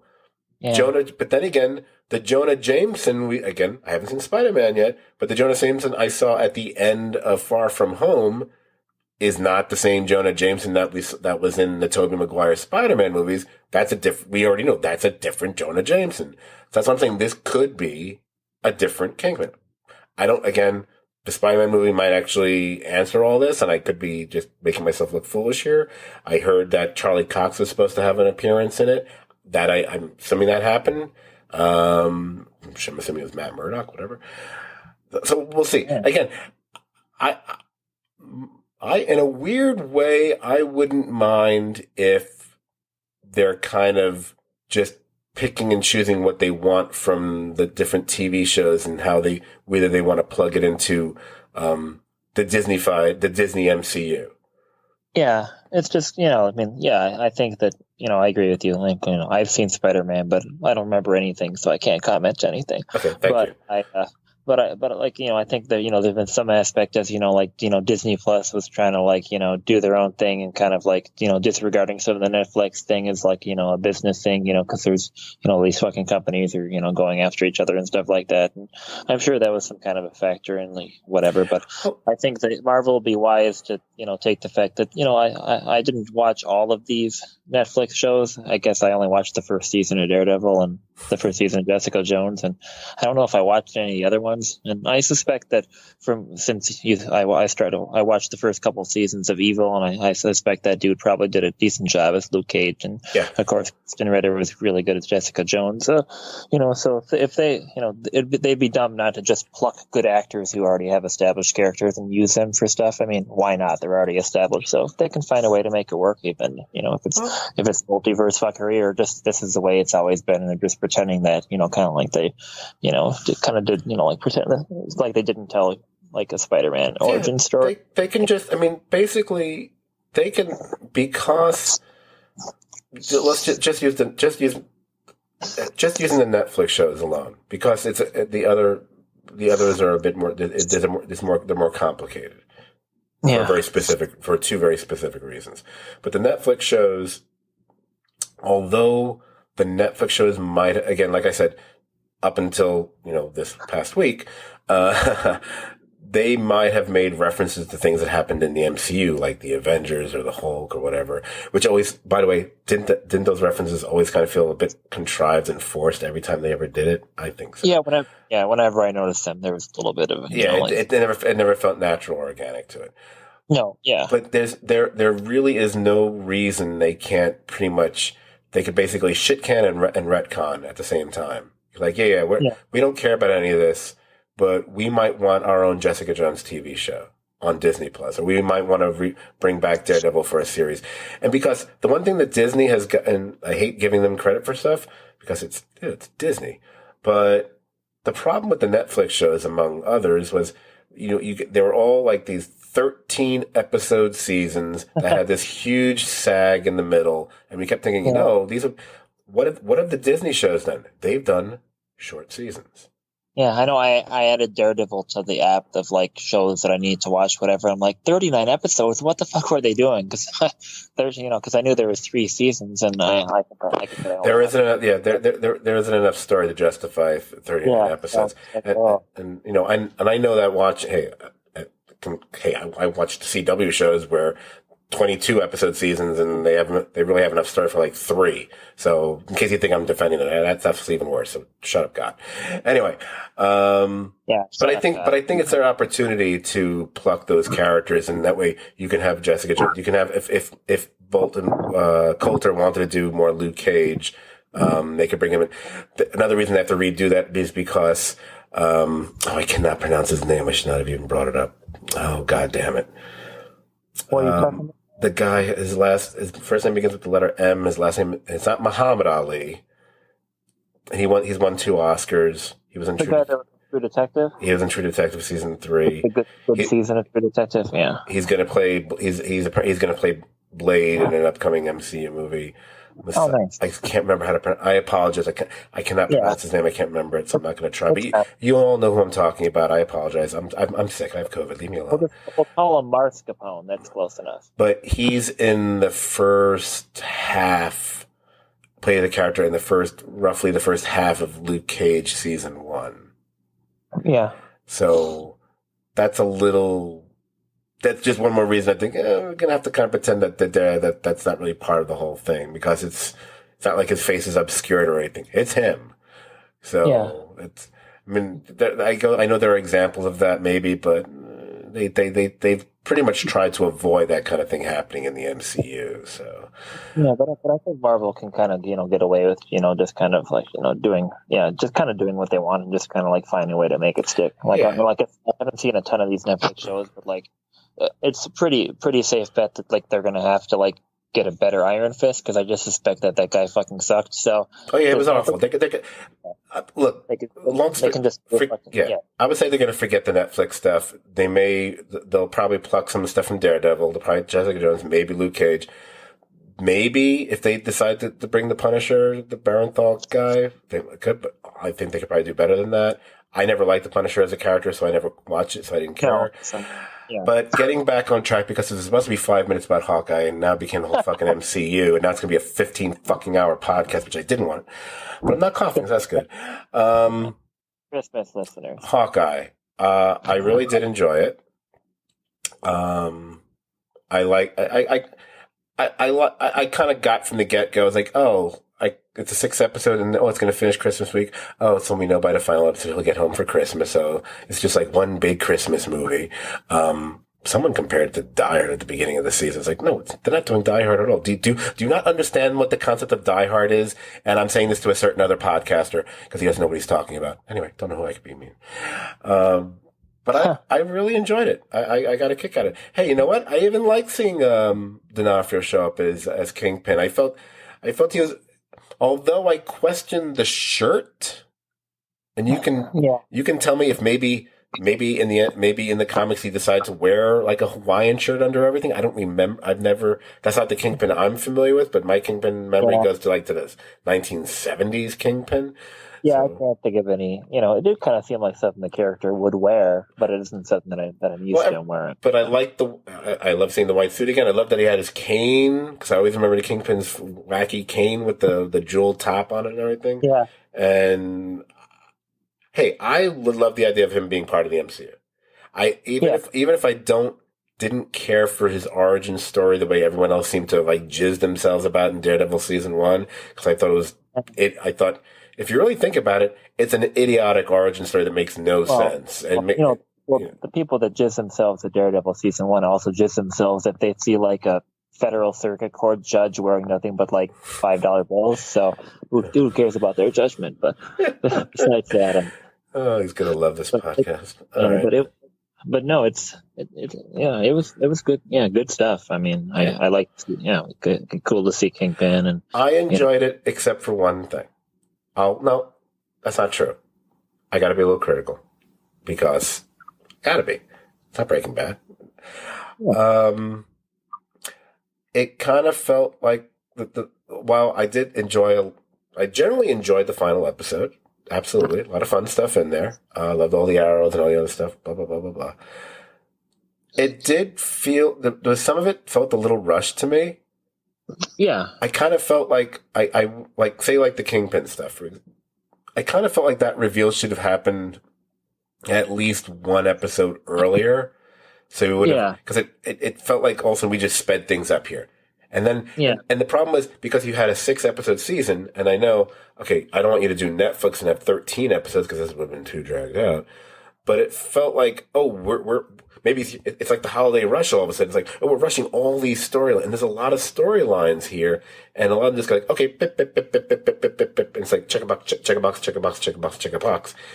And I liked it. It wasn't like, other finales I've seen, other MCU shows this year, but I didn't like it I thought the stuff for Hawkeye and Kate Bishop, generally speaking, was well done, although it's like, okay, so your mom's getting carted off to jail. I guess you already told them what she did because they are arresting her and saying it right then and there. I guess you told them over the phone or something, whatever. Hey, can you pick up my mom? Can you arrest my mom? Oh, by the way, she's the one who murdered blah, blah, blah, blah, blah. I'm arresting you for the murder of her. How did they know all that already? But some of the villain stuff I felt was just, I don't know, it felt a little rushed to me. I don't know. Yeah, and I thought they missed an opportunity also. And I was a little disappointed by that. I mean, it could have just been, this is what I wanted. Silly me. You watched the entire thing. So, you know, after the post-credits or mid-credit thing is basically doing the entire musical number from Rogers the Musical. Which, by the way, I'll give them credit for because that's semi-brilliant because it's totally, horribly plausible that something like that could actually be made. Oh, yeah. Absolutely. Here's what I wanted. One little thing they could have done, and it could have just fucked with everybody, and they could have gotten away with it. I'm telling you, they could have gotten away with it. Because you just showed us the entire musical number. You missed the opportunity to, when that number finishes, and then rotate that camera around and show us someone in the audience watching.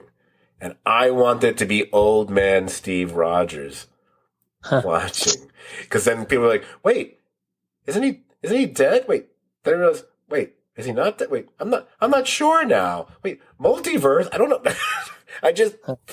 It's not him, but something. Just because I would have wanted, oh, wait, what? I kind of wanted that. And I was a little disappointed I didn't get that. Again, I'm not critiquing the show because of that. I wanted that and I didn't get it, you know? I think it would have been cool, but I think it would have been one of those things, just kind of like, you know, if Roger showed up in the Black Widow movie, it would have became like, you know, they would have been more, you know, a distraction or something. So, but it still would. Yeah, but it still would have worked. Hey, if Luke Skywalker can show up at the end of The Mandalorian and it worked pretty fucking well, you know, you can have Steve Rogers showing up for 5 seconds and a post-credit thing of some Marvel series. That's just what I think. But yeah, or it could be fucking Rocket Raccoon. I don't fucking care. Anyway. Yeah. So let's see. I'm a fan of it. I think it's good, and I think Marvel needs to have more villains alive. I mean, they tend to cast these good actors to play, you know, villains in a lot of the movies and stuff like that, and they just fucking kill them off. And they need to have like more villains floating around out there that like can show up and do stuff. And of course, you know, I don't think the Kingpin's dead after this episode, you know. But just one thing that they've always done is just, you know, I mean, maybe they just, you know, some of these actors don't want to come back for more stuff, but they need to have more good villains out there to like, you know, cause problems for the characters and stuff instead of just having like, you know, a generic like all powerful being show up and like fuck with them for a while, then they gets killed and that's that. So I think hopefully they'll continue to do that, like, and actually, you know, have good actors that are willing to play the role, you know, over and over and over again, and maybe they can just license some DC villains for Marvel, since DC's always had better villains anyway. I couldn't read this. So let me wrap things up because I'm realizing, wow, this is I have to combine and edit all this together. It's not, wow. Okay, so hey guys, if you enjoyed this podcast, and God, how could you not? You'd also enjoy hanging out on our Facebook page. That Facebook page is the Series TV Drama Podcast page. Like the page and join the conversation about shows like Breaking Bad, hell, like Hawkeye. Just because I don't put threads up for it, I'm kind of not putting threads up for shows as much as I used to. I don't have the time. Or anything else you want to talk about there. You can find this podcast, well, wherever you found it in the first place, because you're listening to it. But keep in mind, you can find it in places like Spotify, Apple Music, Amazon Music, pretty much everywhere.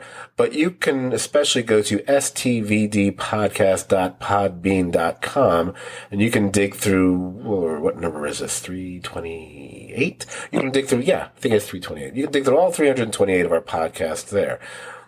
Some of them are interesting historical artifacts, let's put it that way.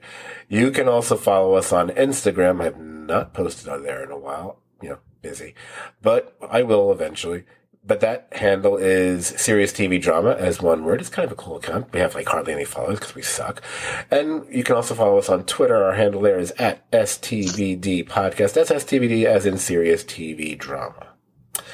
Now, as far as any more podcasts, to be serious, not as flippantly glib as my partner was being earlier, because it's never going to fucking happen. And outright. All right, here's the deal. So, obviously, we are still going to be continuing to do the Breaking Bad podcast. I would imagine we'll get to the second half of season 4, considering between my illness and everything else, probably sometime in early January. And then we'll get into season 5. I'm looking forward to that because I'm going to be slightly changing the format of how I do those podcasts, I believe, but no, you'll see when we get there.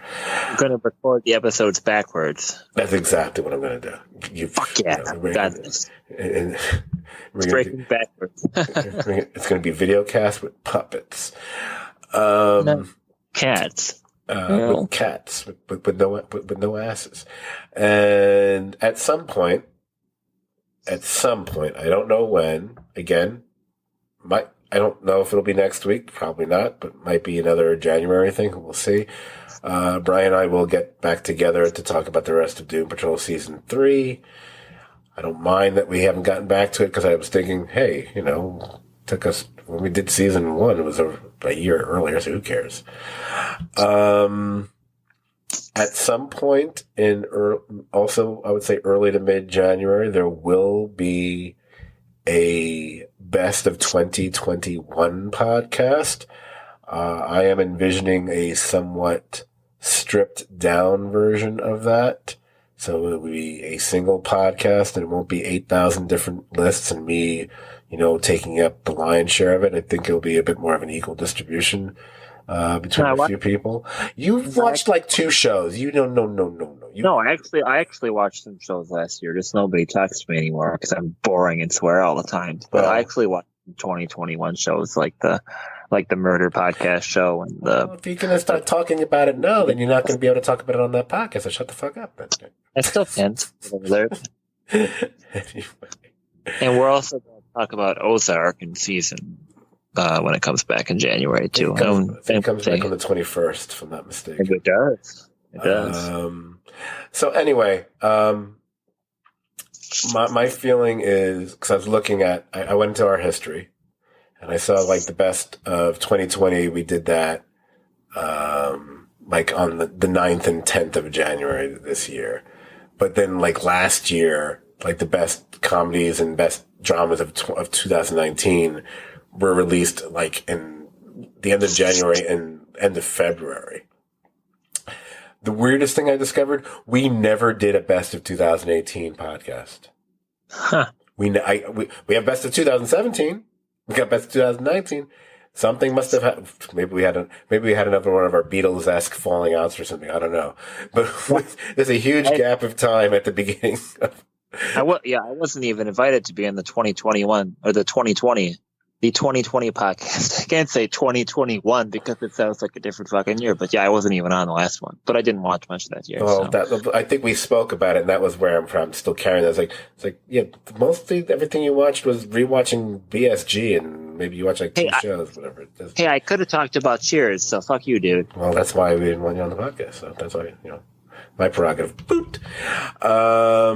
But then I looked at what was on 2018. I mean, I was like, that was the first season of True Detective, the final season of The Americans, Better Call Saul season 4, Haunting. It was like all this cool shit. Season 2 of Ozark, Counterpart debuted that year. It was like first season of Killing Eve. There was so much good shit in 2018. We never did it fucking top. That should be our next time we do one of those. Hey, look what we found in a time capsule thing. It'll be the missing best of 2018. We'll do it like in 2028 or something like that. Anyway, so yeah, we'll one way or the other we'll get around to that.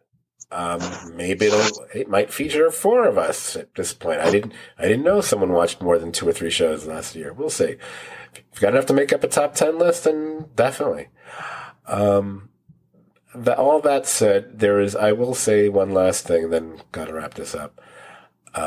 There is a possibility, It depends on my energy level and then whether I even feel like doing it. I might throw out a solo effort thing just before New Year's. We'll see. I've been binging a lot of series on one specific streaming service, and it occurred to me one could just release a podcast just discussing those shows and those shows alone on all at once. I gotta see how I feel. If I decide, it's too much work, I don't want to be bothered, then I'll just save it for the best of, because I believe a few of those are going to show up on that list anyway. So we'll see. Yes. Okay. So Dan, thank you for peeling me out of my sick bed to do the damn podcast, even though I wouldn't have minded waiting another week, but whatever. It's fine. Well, we couldn't get out before Christmas if we waited. Right. I guess we have to wish people a Merry Christmas and all that other stuff. If for those who celebrate that sort of thing. Stuff. Those who believe in the pagan rituals and celebrating a birth that actually didn't happen until April, and I don't know what the only people are talking about, but whatever. Christians. Yeah. By the way, so I already talked about on Facebook how I was watching the Charlie Brown Christmas earlier today, and you probably, because you're a huge Peanuts fan. I remember that. Yeah, I'm currently looking at the book form of every Peanuts strip ever released. So, and because I had realized, and I posted something on Facebook today about finally, because for years and years, I've watched that damn thing since I was a wee bitty child. So I've probably seen it 40-something times, 50 times. Who knows how many times I've seen that damn thing. But every once in a while, I always go, who are they supposed to be? And then I kind of forget about it like 5 minutes later. And for the only times I was watching, like, who are they supposed to be? And I kept the thought in my head and actually did some detective work, which really, thanks Google.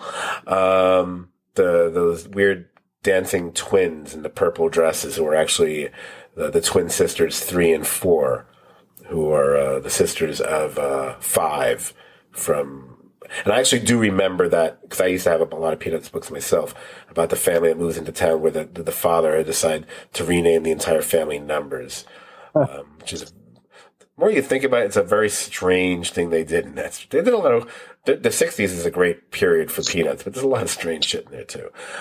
But speaking of strange shit, I can never decide how I feel when I'm watching it, and it's, I've seen it a million times, and then we get to Linus doing the whole biblical thing. Yeah, I actually don't mind it, and I'm kind of like not into that kind of stuff. But I'll tell you something. A very close friend of mine, another one of my former girlfriend of mine as well, who is, and I can say this because she says it, and we both are allowed to say things like this. She says she can be as Jewy as she gets. Although she'll make the most horrifically anti-Semitic jokes of anyone I've ever known, but she can get away with it because Jewy. She doesn't mind that part, and because I remember saying to her, because she loves A Charlie Brown Christmas. She has to see it every year. She also loves Christmas music, which I can't wrap my head around. She just loves it to no end.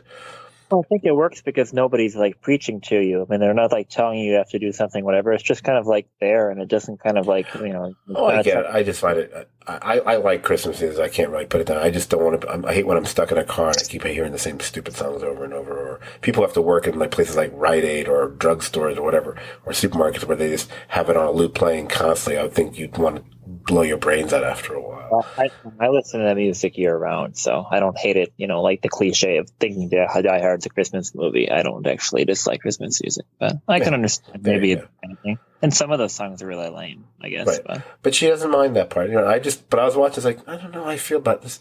It's like, little atheistic Jew watching the show as a little kid, and I'm going, yeah, the Jesus stuff is a little weird here, but then we move away from it again. So it just kind of pops in there and then pops back out again. It's like, all right, okay, fine.